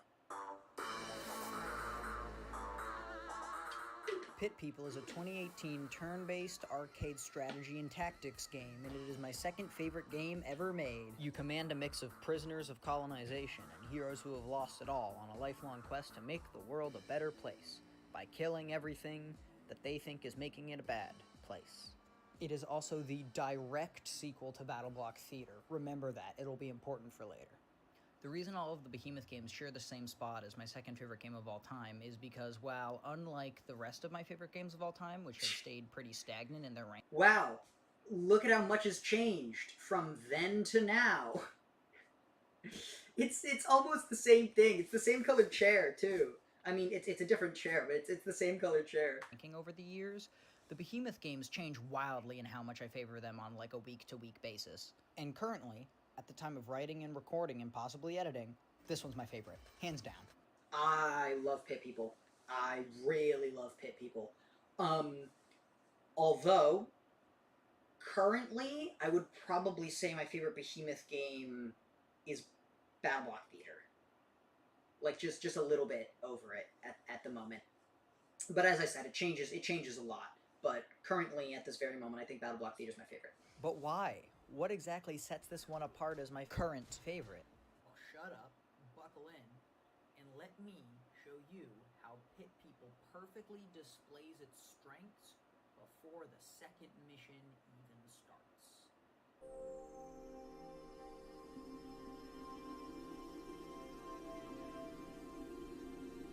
We're introduced to this world through a cataclysmic event where apparently a space bear, whatever the that could possibly be, crashes into the earth and rains down emerald blood on everyone, causing them to both go insane and act like they're in a turn-based strategy game. I wonder what could have caused that to happen. Now that we're acquainted with the world, let's jump into the story firsthand.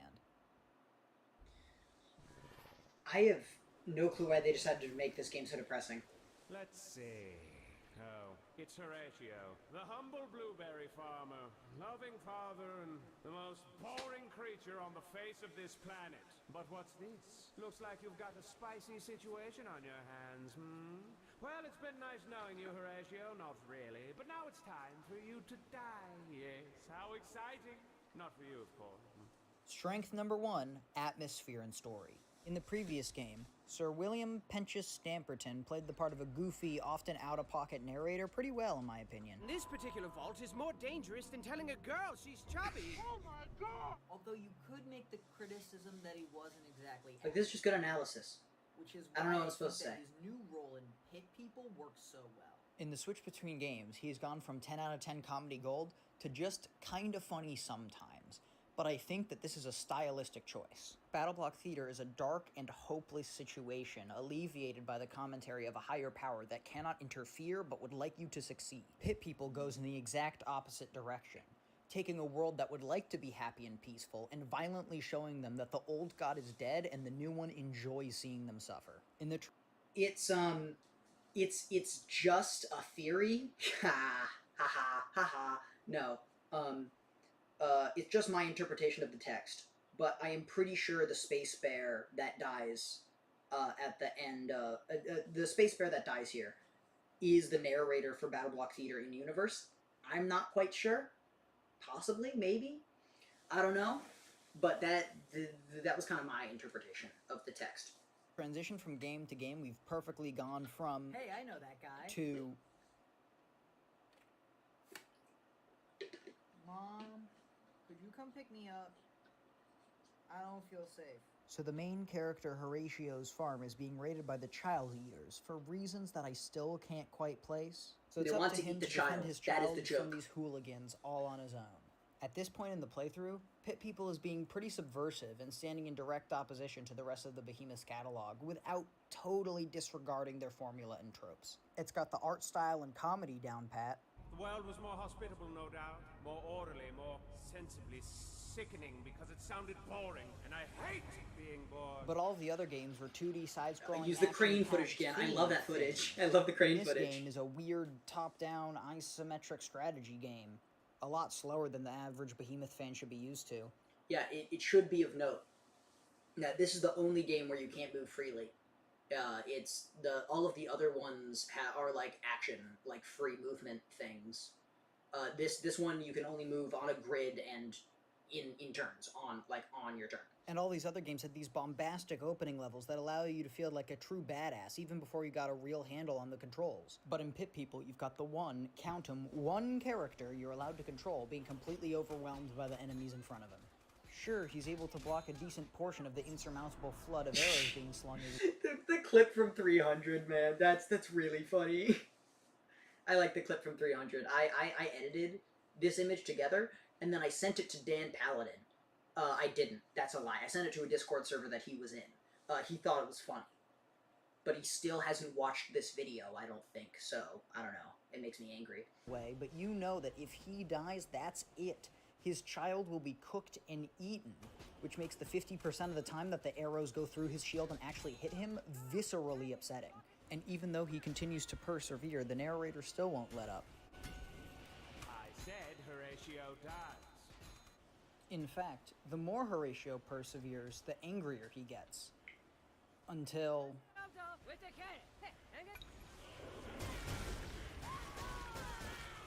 said Horatio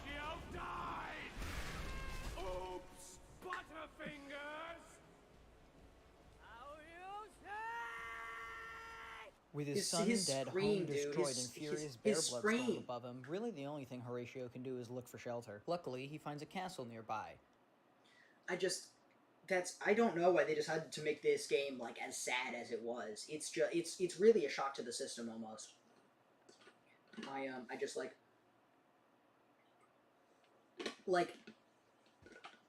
at least in like God of War or whatever, you don't have to play as Kratos before his family dies. Right? Like it happens and then the game starts. Here, you have to play and then watch your child die like as you play. That's awful. And who or what is in this castle? A beautiful lady. She looked hungry. Horatio shared his blueberries. No, you shared your berries. How generous of you. Her name was Pipistrella. And yet it can still be that funny while being that depressing. And an army of, I think they're called Helmets, are laying siege to her castle. We are also introduced to Princess Pipistrella's dad, King Papastrella, who almost immediately dies. What is it with this game and family death? But before he dies, he's able to toss his scepter over to Pipistrella, which allows us to become acquainted with Strength 2 gameplay and strategy. You're not stupid. You've played a video game before. You know that if the game you're playing is okay, I think genuinely, I really cooked on the entire Pit People section. Hold on. How much damage one entity is dealing to another entity, you know that different conditions may change the damage of the attack. Yeah, yippee, a type chart. That's nothing new. But I think the things Pit People does with the type chart are very interesting. More specifically, the fact that it's manually balanced. It's not like in Pokemon where, oh, a super effective attack always deals double damage. No. Each weakness on the type chart is fine-tuned to the type of fighter it's attached to. Let's take Pixies, for instance. I love this bit. I don't want to have to explain it, but I probably will. These are, for all intents and purposes, busted. So as penance, electric attacks deal double damage to them, which is insane, by the way. It is the most debilitating percentage weakness in the entire game. But I think the Pixies deserve it. Why? One word. Pyrokinesis. Honestly, if I was on the receiving end of that, I'd want to electrocute that little bastard too. So, for those who don't know, one word, pyrokinesis. That is a clip from one of the greatest artists of our time. I forgot his name. Hold on, I'll have to look it up here. I need to know. Hold on.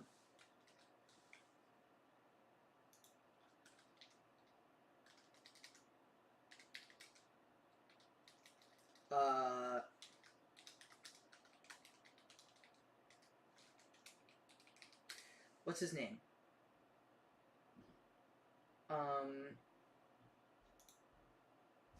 What's his name?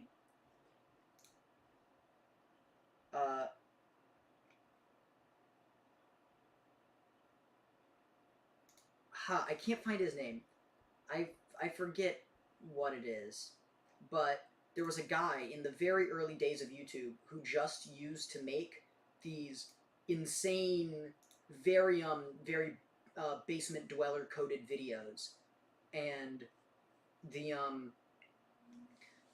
his most famous one, it's been uploaded a ton of times after his channel got deleted, is top 10 hottest female Sonic characters.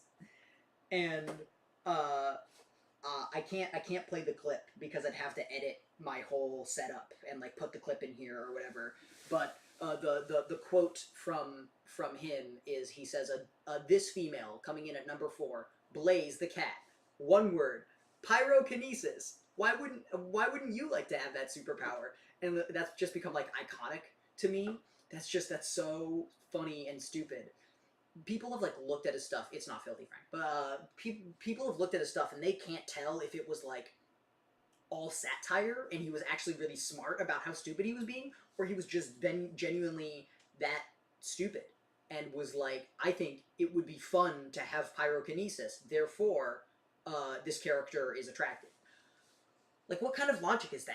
Anyways, I use that clip when I was like, how do I describe how powerful the Pixies are? And I would say, well, one word, pyrokinesis. And so that's where that came from. And boy, am I happy I put it in. On the other side of the AoE spectrum, you've got mushrooms that do way less damage, but apply poison, which deals damage over time. Therefore not much of an instant threat, therefore not as overpowered, and therefore their damage weakness is a lot less bad. Heavy helmets have got to be my favorite thing in this game though, in terms of its balancing. The Behemoth definitely knew how good it was because it's the very first thing you learn. Helmets lower your attack but raise your defense. And I'm talking a lot of defense. It also has extra defense against swords. Nothing too special, you know, just the game's fundamental damage dealer. There is one thing that ignores the armor's defense buff: mallets. They're heavier than swords but do less damage. Okay, why would you want to deal less damage to just pierce? You know, I love ballots. Telling me that they don't just pierce armor, but they also deal bonus damage to armored enemies on top of that? I thought it was impossible to be in love with a fictional weapon from a video game, and yet here we are. It might not be the most complex interaction in the game, but it's my personal favorite. It's just so satisfying. Just let me at him. I could watch this all day. The standard mallet also has the highest crit rate of any weapon in the game, except no, it doesn't, even though it totally does. Like, I got so many crits with just standard mallet on like my playthrough of this game. It was crazy. Well, it's my most recent playthrough. I got so many crits on the standard mallet, and I felt like I needed to mention it because, like, how does that happen? Like the frying pan from TF2. Nowhere in the code does it say that, but the proof is right there on my screen, so like, which is it, dog? Anyways, after expertly showing those fuckers exactly where their soft spot is, Pipistrelli and Horatio find their way over to this game's hub world. The marvelous city. Land of sun and heat. They said it couldn't be done. They said it was too avant-garde, but I showed them. I showed them all. You can make 2 references to Ratatouille in a single video, and it doesn't even have to be 2 different references. Like, that's... A lot of people didn't get the fact that I made a reference to Ratatouille earlier in the video, so this joke didn't land, but I think it's still funny. Inside the pit, yes, the pit, from Pit People, we meet Yosef, who joins our party and teaches us about ranged characters, our HUD, and my favorite thing about this game's gameplay: your tactics and positioning, or lack thereof. If your eyes have been functioning as intended, in this I just talk about all like I can do in this how the game game is works. Move my little guys around. Attacking, defending, all that jazz is automatic. Some people don't like the fact that you don't have that much control. I think it works great. In today's day and age of 100+ hour AAA experiences that use every single button you can get your hands on,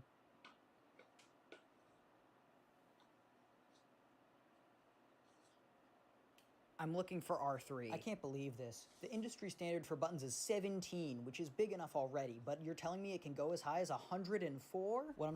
That whole thing was just, I was making fun of my mom because she just apparently thinks that there's too many buttons on video game controllers, and I'm like, it's really not that many. Trying to say is, it's nice to have a game with stripped back and simple controls, so that really the only thing you have to worry about is where your guys are standing. But just because it's simple doesn't mean it's easy. You ever tried talking to a woman? The reason strategy isn't easy in this game is because all of your fighters are really dumb. Hey pal, you just blowing from Stupid Town? There's another one. I make too many references to SpongeBob. If there are multiple enemies in attacking range, your fighter will just try their best and attack one at total random. Thematically, it makes them look like they have free will, but gameplay-wise, it makes some of them look really smart, and some of them look... What the hell are you guys talking about down there? Get back on track, dog. Get back on track. Really, really stupid. So a lot of the I like this bit. especially This in bit's funny. competitive playing, is trying to mitigate the amount of free will they have. It feels less like you're a captain in complete control of a powerful military squadron, and more like you're a coach for a failing elementary school sports team. Come on, Horatio, you should have gone for the Cyclops. He was right there. Pip, you're doing a great job. Take these $5 and go buy something from the snack stand for yourself. Then you like, so good. Introduce ranged units like Yosef into the mix, and like, we need a positive version of the word exacerbate, because this is exactly what it does. See, Yosef here is a thrower, meaning that he can either do melee combat or ranged combat, depending on how far away his target is. He does the same amount of damage no matter what, but only when he throws his axes does he have a chance to stun his targets, which seems pretty unrealistic, to be honest. I mean, I've never tried it in real life, but like, I'll believe it when I see it. So, that's a clip from John Wick of someone throwing an axe, haha, funny. Originally, I was gonna throw an axe at a person and have it stunt fall. I have, like, a fake axe that doesn't hurt that I could use for that, but I never got the chance to, like, set it up. So, I decided to go for that instead. And it's fine, I guess. But, like, I don't know. So you pretty much always want to be throwing the axes, right? Optimally, yes, but if you want to play that way, you'll have to switch your brain into big brain mode. Why? The targeting. Sometimes they'll throw the first axe at one enemy and the second axe at another enemy. Sometimes this will work in your favor, but most of the time it just cuts their stun chance in half. And even if it didn't hurt their stun chance, you'd still be aiming for the totally wrong guy. This strategic mindset also applies to wraiths and their chance to debuff, rainbow horses and their chances for their horn to explode, and gnomes and their chance to be actually useful. Gnomes are awful. The video, and then this is another clip. Listen, guys, all of that defense you have does not matter when you have as much HP as I did in middle school. And that is a real video that was taken of me in middle school. Did I hit my head on that wall? I don't remember. So the answer is yes, probably, if I don't remember if I hit my head on that wall or not. But yeah, no, it was just me dancing around doing nothing, and I was like, well, they're filming me, I should be funny. So that happened, and I'm glad I had that clip, because it's a good punchline. Anyhow, I believe my point is made. You get it! The restrictions put on this game's controls actually make it better because of the way your units work. And speaking of units, strength number 3, world building and art. This will be a bit of a quick one, but I think it's a worthy detour. Even before the second mission, all the stuff the world has showed you is very intriguing, and looks just as cool too. I love that there's a death cult of people who wear dead fish parts and worship a giant sea monster that lives in a lagoon of blood, but who also all talk and act like 1950s greasers. I love that there's a magician named Jerkamedes whose job it is to ruin Horatio's day. Look at that clip. I love... Jerkamedes is my favorite character in the game. His writing is great. Yet, the context is they go, it's like, why won't you trust us to keep an orphan? Yeah, why not? Captain lost his kid. Friggin', that's so he's just such an awful person. But the best part is he's like really not that powerful of an enemy. Like you can defeat him really easily. So he's just so mean, and it's a great character. And I love that the actual factual country of Spain is in the process of colonizing the continent this game takes place on. This is Sophia, and she's the way that this game teaches us about all the units this game has to offer. Because she wants to report back to Queen Isabella about all the new types of creatures she's documented and recruited. Yeah, remember when I said prisoners of colonization earlier? I wasn't lying. Audio layering is a thing I enjoy. That heal people, mushrooms that fart on people and deal poison damage, and the hair trolls have had a massive glow up from Castle Crashers. Oh wait, and actually the troll moms too. They've become 5 times more grotesque and terrifying than they ever were. Like, doesn't that look awful? I love how bad the troll mothers look. They look terrifying. After recruiting Gluten the Cupcake, the tutorials are officially over and the game pretty much stops railroading you.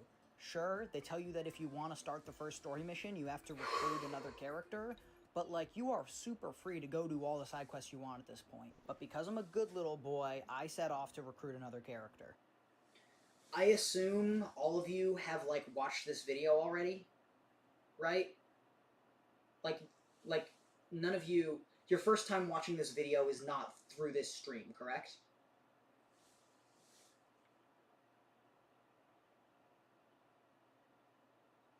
Okay. Because, if it wasn't, then, if this was the first time you're seeing this video, you are not prepared. I'm just gonna put it that way. While traveling across the world map, I'm still trying to figure out what this game's identity is. It's been serious, depressing, darkly comedic, super silly, but like, the full picture hasn't really clicked yet for me. And then finally, I enter a random encounter to capture someone. This was the biggest gamble of this entire video, and it paid off big time.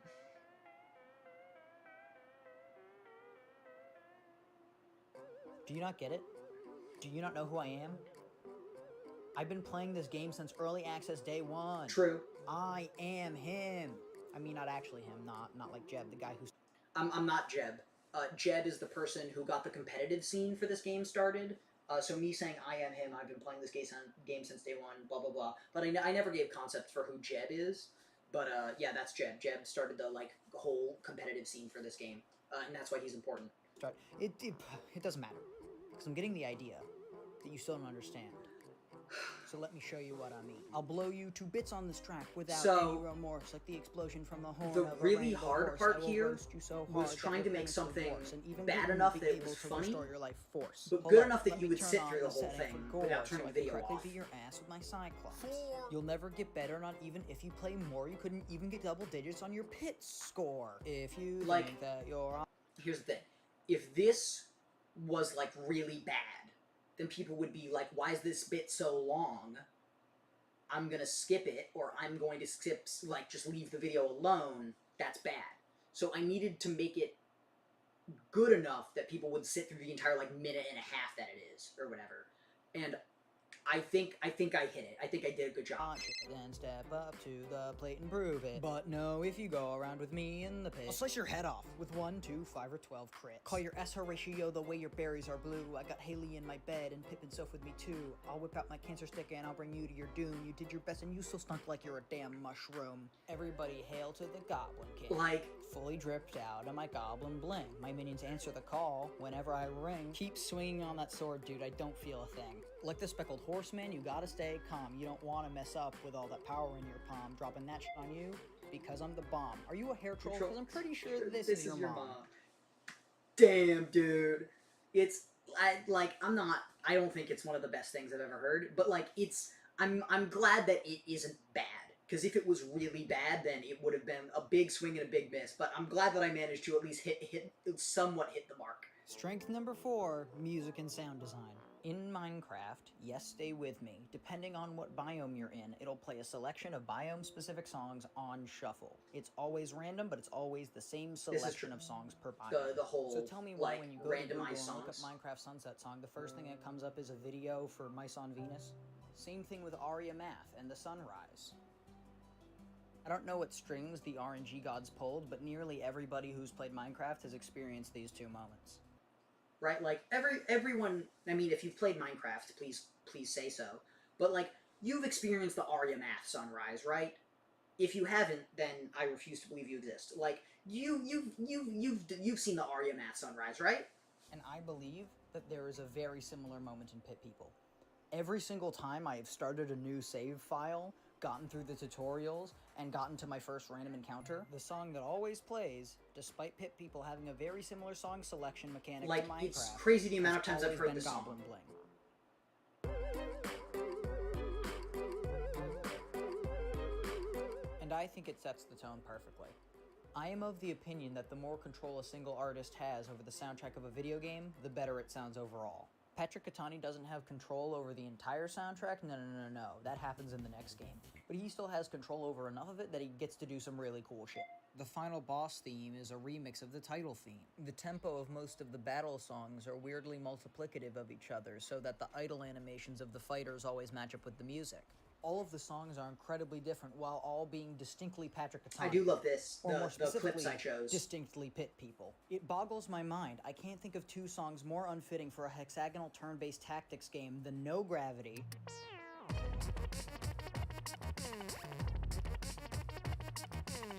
Like, that's such a good clip. and Revenge of the Psycho Sack. That's a great one.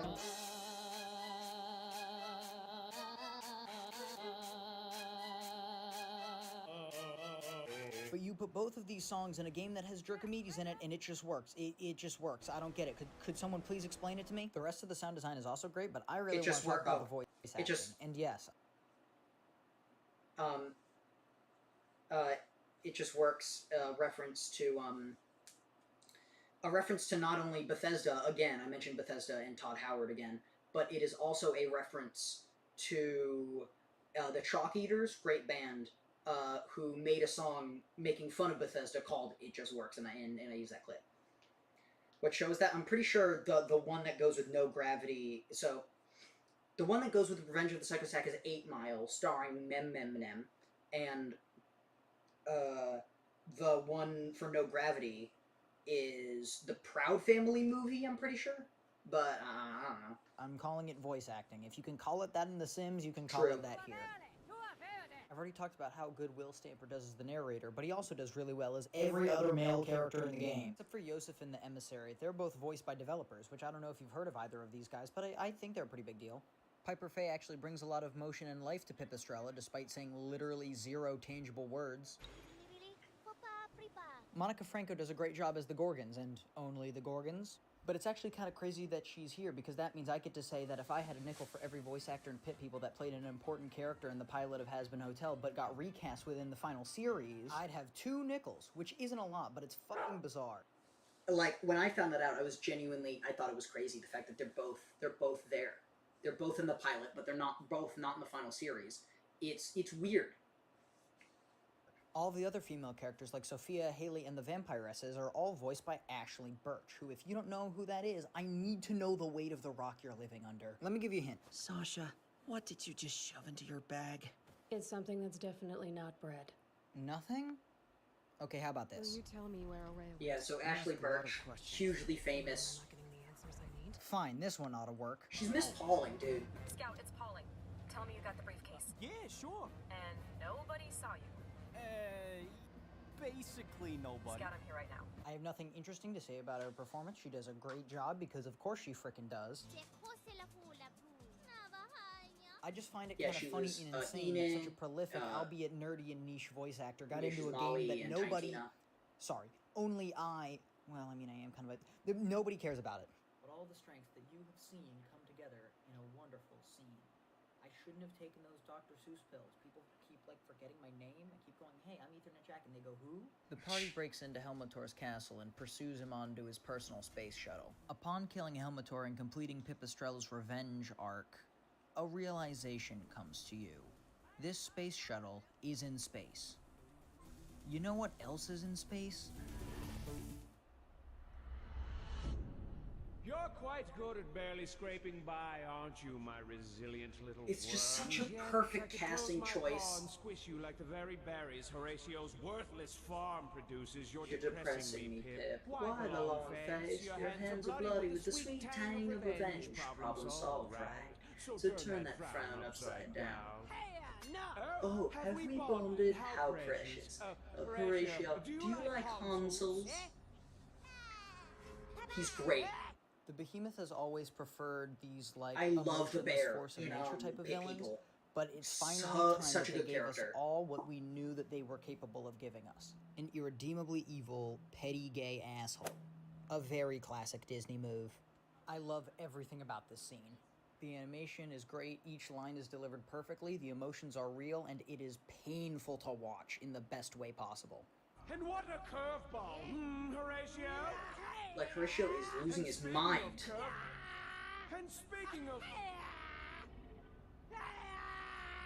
Shut up! And speaking of curveballs... And the bear just gets so angry. Ragtag crew of flunkies to return to that worthless rock you call home and rot in uncomfortable despair for the rest of your days. He's such an angry guy.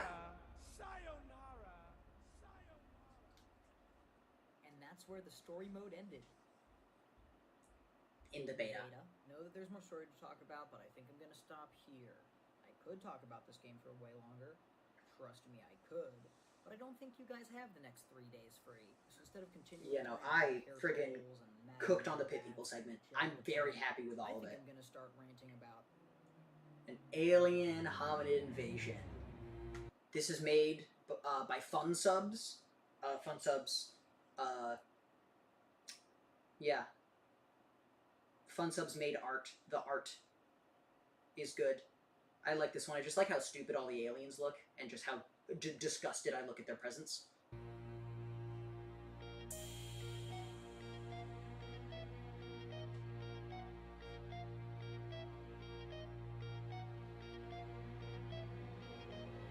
Yo! Who's that in chat? Is that Stain?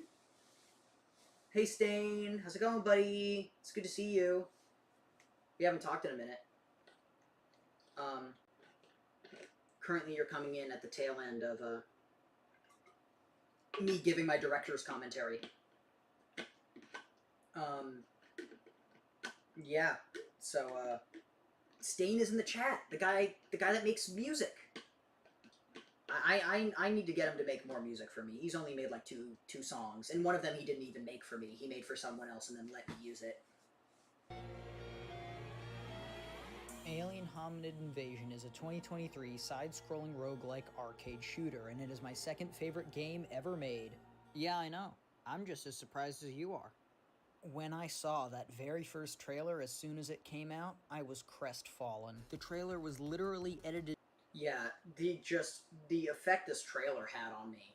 I was so sad. This game looked awful, honestly, and I was really scared. To make it look like the gameplay was repetitive. And the edges of that classic sketchy Dan Paladin art style had all been sanded off, like...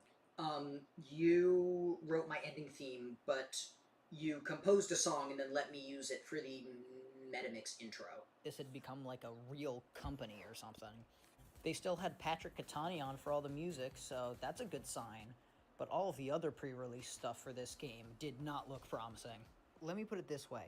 The last game trailer I watched that had these exact same problems was Super Meat Boy Forever.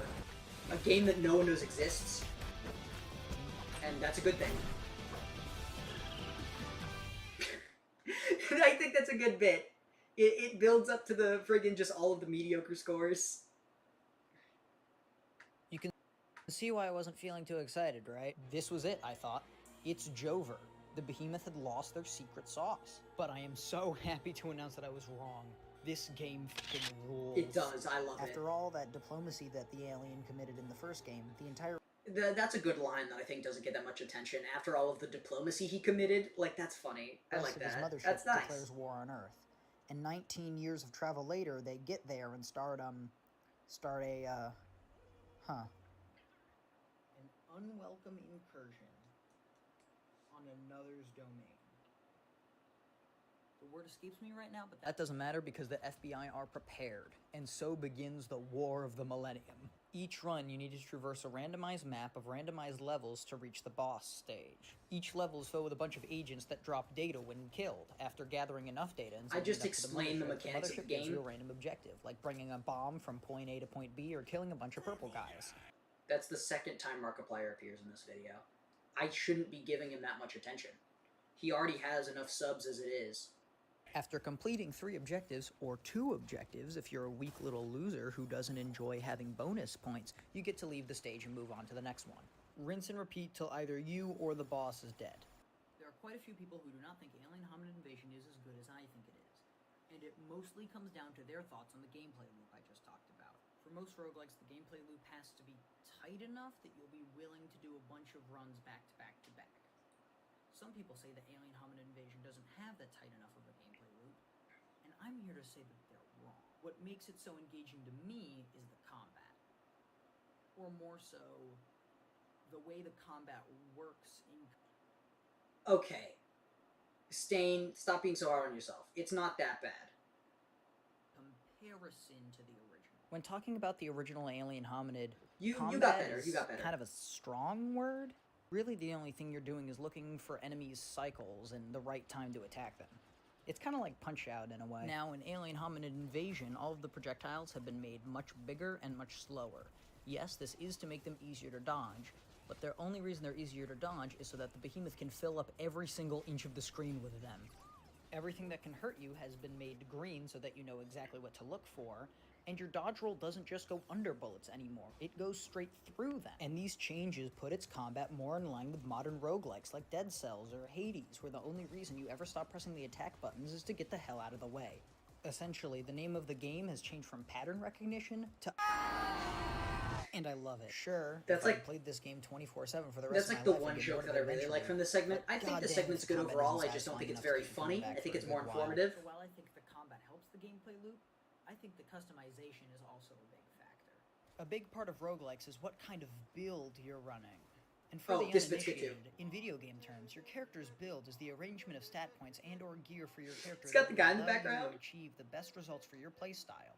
Thank you, Radical Larry. I don't know what I'd be saying in this part of the script without you. Most modern roguelikes really only pour one out for Radical Larry. A third of a build at the start of each run, and you're supposed to expand out the rest of your build with upgrades randomly given to you throughout the rest of the run. These upgrades can help you or they can hurt you. me just pretending like I know how roguelikes work. Like, I've played the big ones, but I'm not really a roguelike guy. This is one of those things that makes or breaks a roguelike for me personally. I don't think Alien Hominid Invasion does mid-run upgrades very well, but I will say the pre-run build customization is amazing. The pigment just changes your color. Actually, something I didn't mention in the video that, I mean, I don't think is worth mentioning is the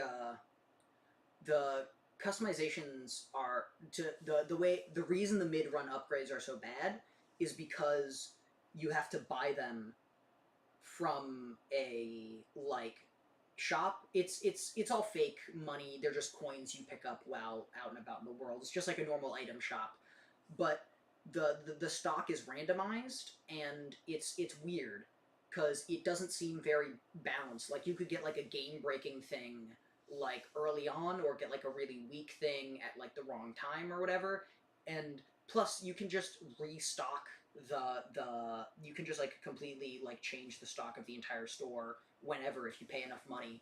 And like I don't explain why the mid-run upgrades are poor, but I just don't think they're done very well. The head changes what kind of headgear you're wearing, and it can give you a stat buff, but it more often than not isn't going to change your build. The boost is where your build is really at. You can fill out these two bad boys with pretty much any stat change you want. Higher dig speed, done. Chance to fire double the amount of bullets you normally would, all yours. Damage against robots? I guess. My favorite part is the weapons. This game has some insane weapons. The standard alien blaster pretty much can't be beat. Shooting bullets just as fast as you can mash the buttons, this thing can output some nutty damage if you're willing to get carpal tunnel for some stupid video game. 6 chambers is like the standard alien blaster, but it deals double the damage at the cost of needing to reload every 6 shots. Mothership Issue has rapid-fire homing missiles that do really, really shitty damage. Like, I mean, if you're a big fan of the chaser from Cuphead, this is for you. Any enemy hit by the lightning gun will get all static-y'd and deal damage to any enemies next to them. Yeah, the status effect doesn't deal that much damage, and like, neither does the initial bullet. But did school ever teach you anything? Did you ever go to math class? Low caliber plus low caliber equals high caliber, dummy. The collider at first just kind of seems like a bunch of stats Frankenstein together. Low fire rate, high damage, triple shot burst that is affected by gravity and bounces off of surfaces. How is anyone supposed to use this weapon? But then you realize, it doesn't only bounce off surfaces. It bounces off of the edge of the screen, even if there isn't a wall there. That's when this thing becomes truly special. The dual laser was my favorite when I first started playing this game. Mostly because it, by default, had a piercing projectile that didn't suck. I'm sorry, Acid Shot. It's not my fault that you don't deal damage. They did they did the acid shot so dirty. The acid shot is a power-up from the original game that they changed into its own weapon, for the sequel. And in the original one, it was a, close range, shotgun, burst thing. It didn't have, a projectile that... it didn't have a projectile. It was just, a hitbox that was, right on the front of your gun. And, every frame it was out, it would deal insane damage. It was great at, ripping apart bosses. It was a really good one, and I was excited to see how they, put it over in the new game. And they did not. It was not good at all, and I feel so bad. They made it slow fire rate, big orb of poison ball, and it doesn't do damage. Oh god, the repeater. Where do I even begin? And I love the repeater. The repeater seems like full auto rapid fire. Nothing special or interesting about it. That is until you stick 2 of the exact same upgrade on it. Be it crit chance, raw damage, or my personal favorite, fire rate. And then, in less than an instant, this becomes the most fun weapon in any video game I've ever played. Shredding hordes of agents in mere frames with unrivaled single target I love the DPS. repeater. Just be warned, armored agents do not care. That's not even to mention things like the spread shot, mega shot, sawn-off, irradiator. Basically, this game has a really good quantity-quality ratio of weapons. Oh yeah, and the mutations are cool too. Yeah, I didn't know how to talk about the special attack mutations. that you do every so often, and you unlock a new one of your choice after beating each boss. There's the Could've gotten classic another take of that, grenade, buddy. and there's the jetpack, and the weapon switching, and show off, which does nothing except lower your maximum health.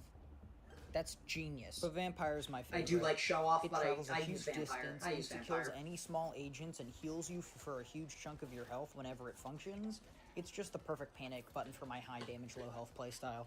Well, after all this tongue bathing I've been doing, surely there's gotta be something bad about the game. Something that I don't like. I mean, I know no one cares, but I kind of think the comedy and story aren't really up to par with the previous games. On the Nobody comedy side, cares. this game doesn't really seem like it wants to be funny, more so than it wants to be goofy. Unlike Like, all the I just previous added games this where I was bit to lolling pad the my wall runtime, off, which I I was don't pretty know much why. just sitting I here, didn't need to pad the runtime enjoying myself, whatsoever. having a good time, which sounds like a downgrade, but it's not. It's really not. It's fine if the developers want to put their focus towards other parts of the game. Could someone just tell me why one of that other parts of the game was not the story? Before the game had even began, I had come to terms with myself that I was not getting anything like Pit People. Yeah, I didn't. I never explained the rest of the story to Pit People, but Pit People continues to have the best story of any game if you're able to get past the second mission that I was talking about. You know, Pit People's got easily the best plot line and writing. We will never be getting anything like Pit People ever again. But like, I was expecting something at least on the level of like Castle Crashers. Maybe even like Castle Crashers with the Necromancer boss fight included? Yeah, that's the other thing is like the Necromancer boss fight just really elevates Castle Crashers just so much because it's such a good boss fight. Wrong, the cutscenes look gorgeous. The animators and artists did a fantastic job with them. While the animation does look very good, Clearly it on a still natural has cut something out. necessary problem where it doesn't matter how good everything looks. You just really need some dialogue. Yeah, it's not the most complicated story in the world, but like, who's this? Who's that? Why do they matter? Oh, that's why they matter? You could have told me earlier. And like, this isn't that big of an issue. The rest of the game more than makes up for it. Honestly, I didn't want to seem biased. And honestly, for as much as I've been complaining, this game definitely has the bosses that I least want to spoil. All I'll say is for the final boss, the Behemoth bait and switch is used really well. That is, if you understand what's going on. Yeah. Which I did not on my first playthrough. You know that when the only way you can understand what's going on is by heading to the wiki, you've got a real problem on your hands. Hypocrite, hypocrisy. I'm not going to explain why, but it's true. Hypocrisy. I also seem to have this other problem with the cutscenes that I just, like, I can't focus on them. It kind of feels like the beats are too sick in the background. The tongue bath has resumed. The music in this game is fantastic. Patrick Catani knocked this one out of the He did. It's very good. I truly believe there is no better auditory process to convey whatever the hell this emotion is supposed to be. It actually feels kind of illegal. The amount of synthesized alien funk being injected straight into my veins. The Breaking Bad moment.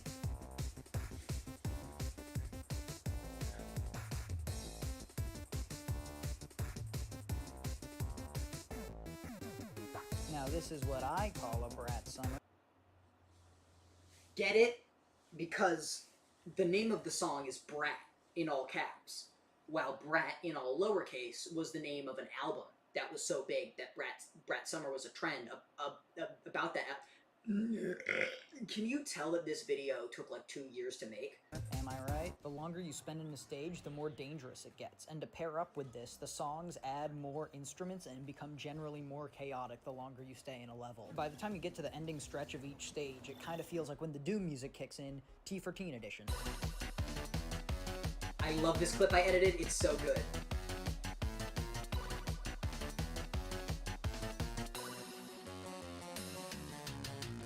I really love that clip of the Doom music. I'm very happy with that. That was some good editing. Especially during the later waves of some of the bonus rounds, oh my god.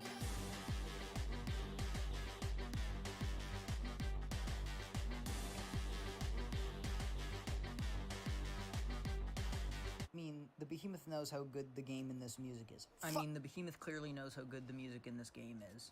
They literally posted this video to their official YouTube channel.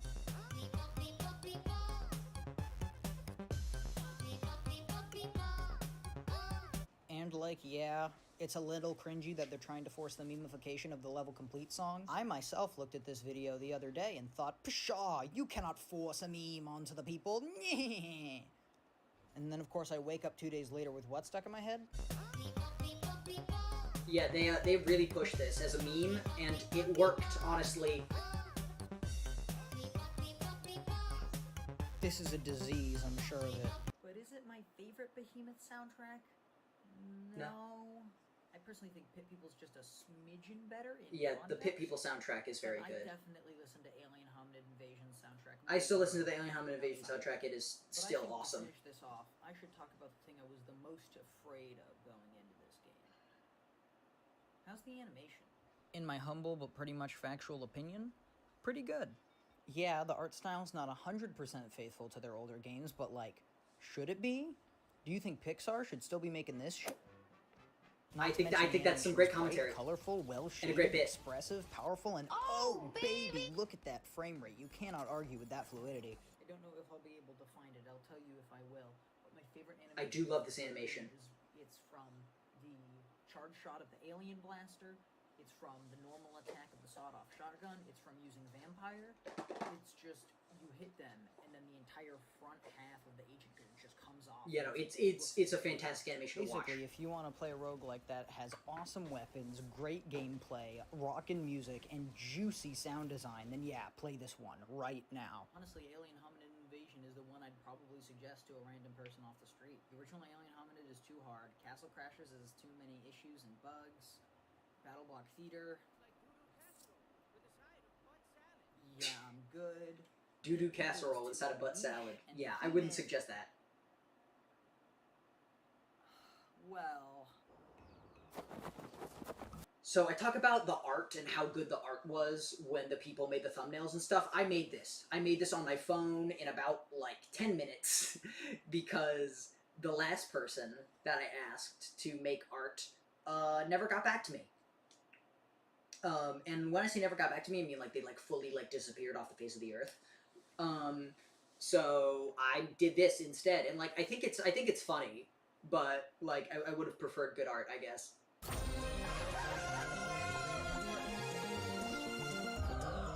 Behemoth is a 2024 arcade bird-based baby collecting simulator, and it is my second favorite game ever made, I guess. Remember an hour and 15 minutes ago when I said that Alien Hominid was the game I had the least to say about? Well, I lied. You Flappy Bird your way through the infinite yonder, dodging food and sharp objects so that you can collect as many baby chicks as possible while periodically banking them for points in your rainbow nests. I've heard people call this game absurdist, but like, I don't know. Dodging flying fruit sounds like a pretty normal day to me. Just a callback to the ice need spit. Some more practice. This game is perfect. Yeah, I said it. It's not supposed to be a groundbreaking experience that'll leave you in tears, but like, was Donkey Kong? Was Tetris? Was Pac-Man?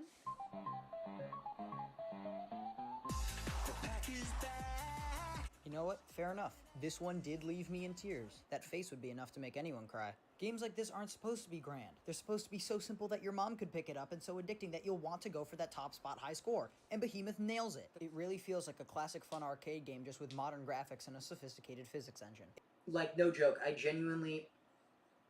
I have played Behemoth pretty much every day. It's, I love this game. I mean, like, I don't play for like an hour every day. I do like one run, try to get a high score, and then that's it. But like, I have played it every day. It's that good. I like it. If I'm really nitpicking, the closest thing I could find to a flaw is this game is currently only on Steam. If they put it on Switch or, oh my god, even mobile, oh! Doesn't matter who, when, why, or where. I'd be whipping this bad boy out all the time. And that's pretty much all I have to say about Behemoth. Both the company and the game. And that's it. That's the video. That's... It's time now to talk about what we've learned today. The friggin' the slow fade into Bob the Tomato gets me every time. It's definitely not my personal favorite joke, but it's the one that always makes me laugh. I'm the Behemoth's biggest fan. Sure, I may not love all their games equally. Pit People is currently my favorite, and Castle Crashers is currently my least favorite, but all of this could very well change tomorrow when I start playing Alien Hominid Invasion again and my jaw drops so low I start drooling on my controller. They're my favorite video game company not only because they make quality games on a consistent schedule, but also because they have never made a bad or underhanded business decision before. And if they continue to make original and unique games, I don't think they'll ever make a bad business decision. Yeah, that's right. I think them making Castle Crashers 2 or Battle Block Theater 2 would be a bad idea. Deal with it. Yeah, I thought people would like react to that statement a lot, but like no one's watched this video, sadly. So yeah, people don't care. Boy, with all those fantastic games the Behemoth has made, they must have made a ton of money, right? The Behemoth hasn't had a hit on their hands in over a decade, and the money from BattleBlock Theater and Castle Crashers can only coast them so far. True. The recently announced Painter Boss Paradise DLC for Castle Crashers seems like it's going to be the shot in the wallet they need, but we won't know until it releases, will we? This is a problem with the video taking like 2 years. It did release. It seems like it's doing well, like algorithmically, but I actually don't know the numbers of how well it's selling. Also, I've played it. Totally worth the money. It's awesome, honestly. As much as I hate that it does fix some of the glitches, it does fix some of the glitches that are like part of the game to me. But it's good. It's awesome. Buy it. The company means a lot to me. I have vivid memories of coming home after a long day of school and getting my ass beat by the buff alien. True. Wait. Or telling my mom that they had added a Chog boss fight to the new update of Pit People. So both of those stories are true anecdotes. I remember I just had a really hard day at school one day, and it was just I had a really hard day at school, and I came home and I'm like, you know what, maybe playing some Alien Hominid would like be like nice and good for me. And I got to the final boss and I just lost all my lives and it was awful. And then for the other one, I remember I was late to a like big important family dinner because I was playing Pit People, and I came down and I was like, Mom, you'll never believe it. They added a Chog. And she said, what does that even mean? You're late for dinner, sit down, eat your stuff, shut up, please. And I'm like, no, but you don't understand, the Chog boss fight. Like, I was so excited about it. And to see the Behemoth go under would be really, really sad for me. So if you've watched up to this part of the video, please do a favor for me and buy a Behemoth game. If you already own a Behemoth game, buy the rest of them. And if you are a freak like me and you own every single Behemoth game, buy them as a gift for your friends. And that's pretty much all I have to say on the Behemoth. Although, there is one thing I'd like to say before I end this video off. And then, this is me being optimistic and hoping that, like, all of the people I mentioned in the video watch it. Dan Paladin, thank you for not only thinking... Yeah, none of them have watched it. None of them have returned my calls. Thank you for also or whatever. Which, like, fair enough. That must have been a big lift. I wouldn't return my calls. I mean, if you want to, we could still... Tom Fault. Sorry, it was a couple years I mean, it's nice, it's heartfelt, but like... I'm glad I could shut do up. that at all. I don't know what primal connection... I did not fight someone. Calm down. It feels like it was made for me, somehow. So thank you for making that, making the Behemoth, and helping me out with that one school project that I emailed you for. Also true. Tom Fulp did help me with a school project. Freaking out when I knew who you were and forced you to take a picture with me. Like, no offense, but you do kind of seem like the third guy on the Apollo 11 mission that is the Behemoth. Stamper, if you're not dead and you somehow find this video, thank you for making me laugh when I needed it the most. And, I mean, if you're not dead, contact me. It's not going to be done for many, many, many years, but I have a project that your voice would be perfect for. True. True. A lot of my videos are... the school project was a history... It was the history of Newgrounds and the early internet. And so he helped me out with that, because he's a cool guy. Yes, Stamper... Yes, Stamper is most probably... I mean, I don't think he's dead, but, like, there's a chance that he is. And then also the whole thing about, like, contact me, I got a project I'm working on. A majority of my, like, personal projects, be it my videos, anything else that I've done, the game I made, whatever, it all tends to be made out of spite.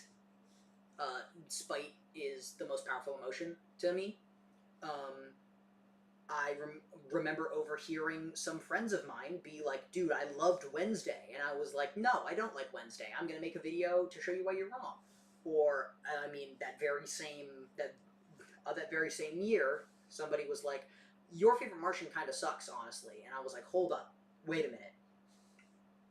And so I made your favorite Martian video, and that's how like a majority of my videos work, is out of spite, because someone that I know personally will be like, this is the opinion I have, and I disagree with them so much that I make a video.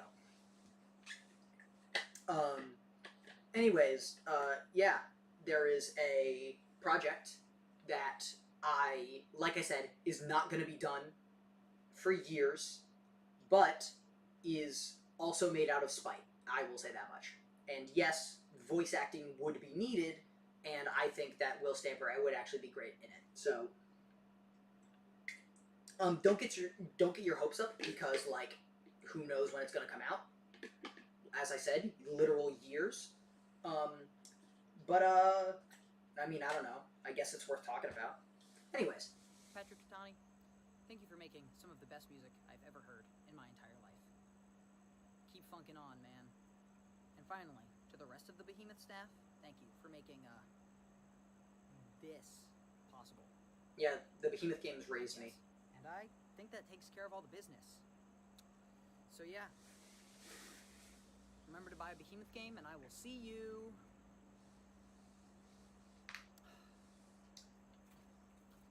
And that's it.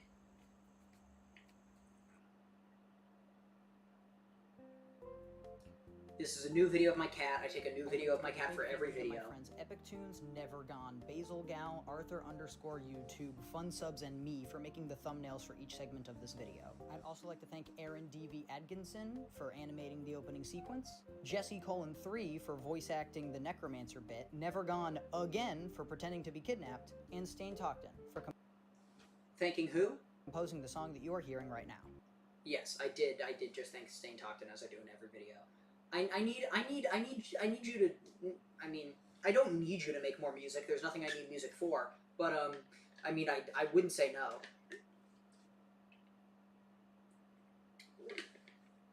no. Yeah, that's the Behemoth video. I am way too happy with how it came out.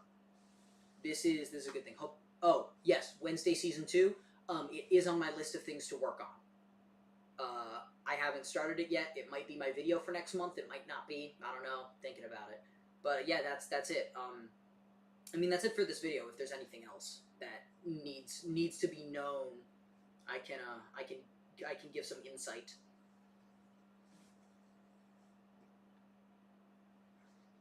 But if there isn't, then I guess this is it.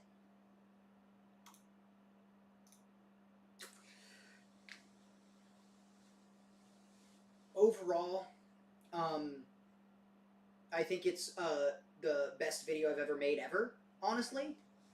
And it probably will be the best video I've ever made ever for a while. So,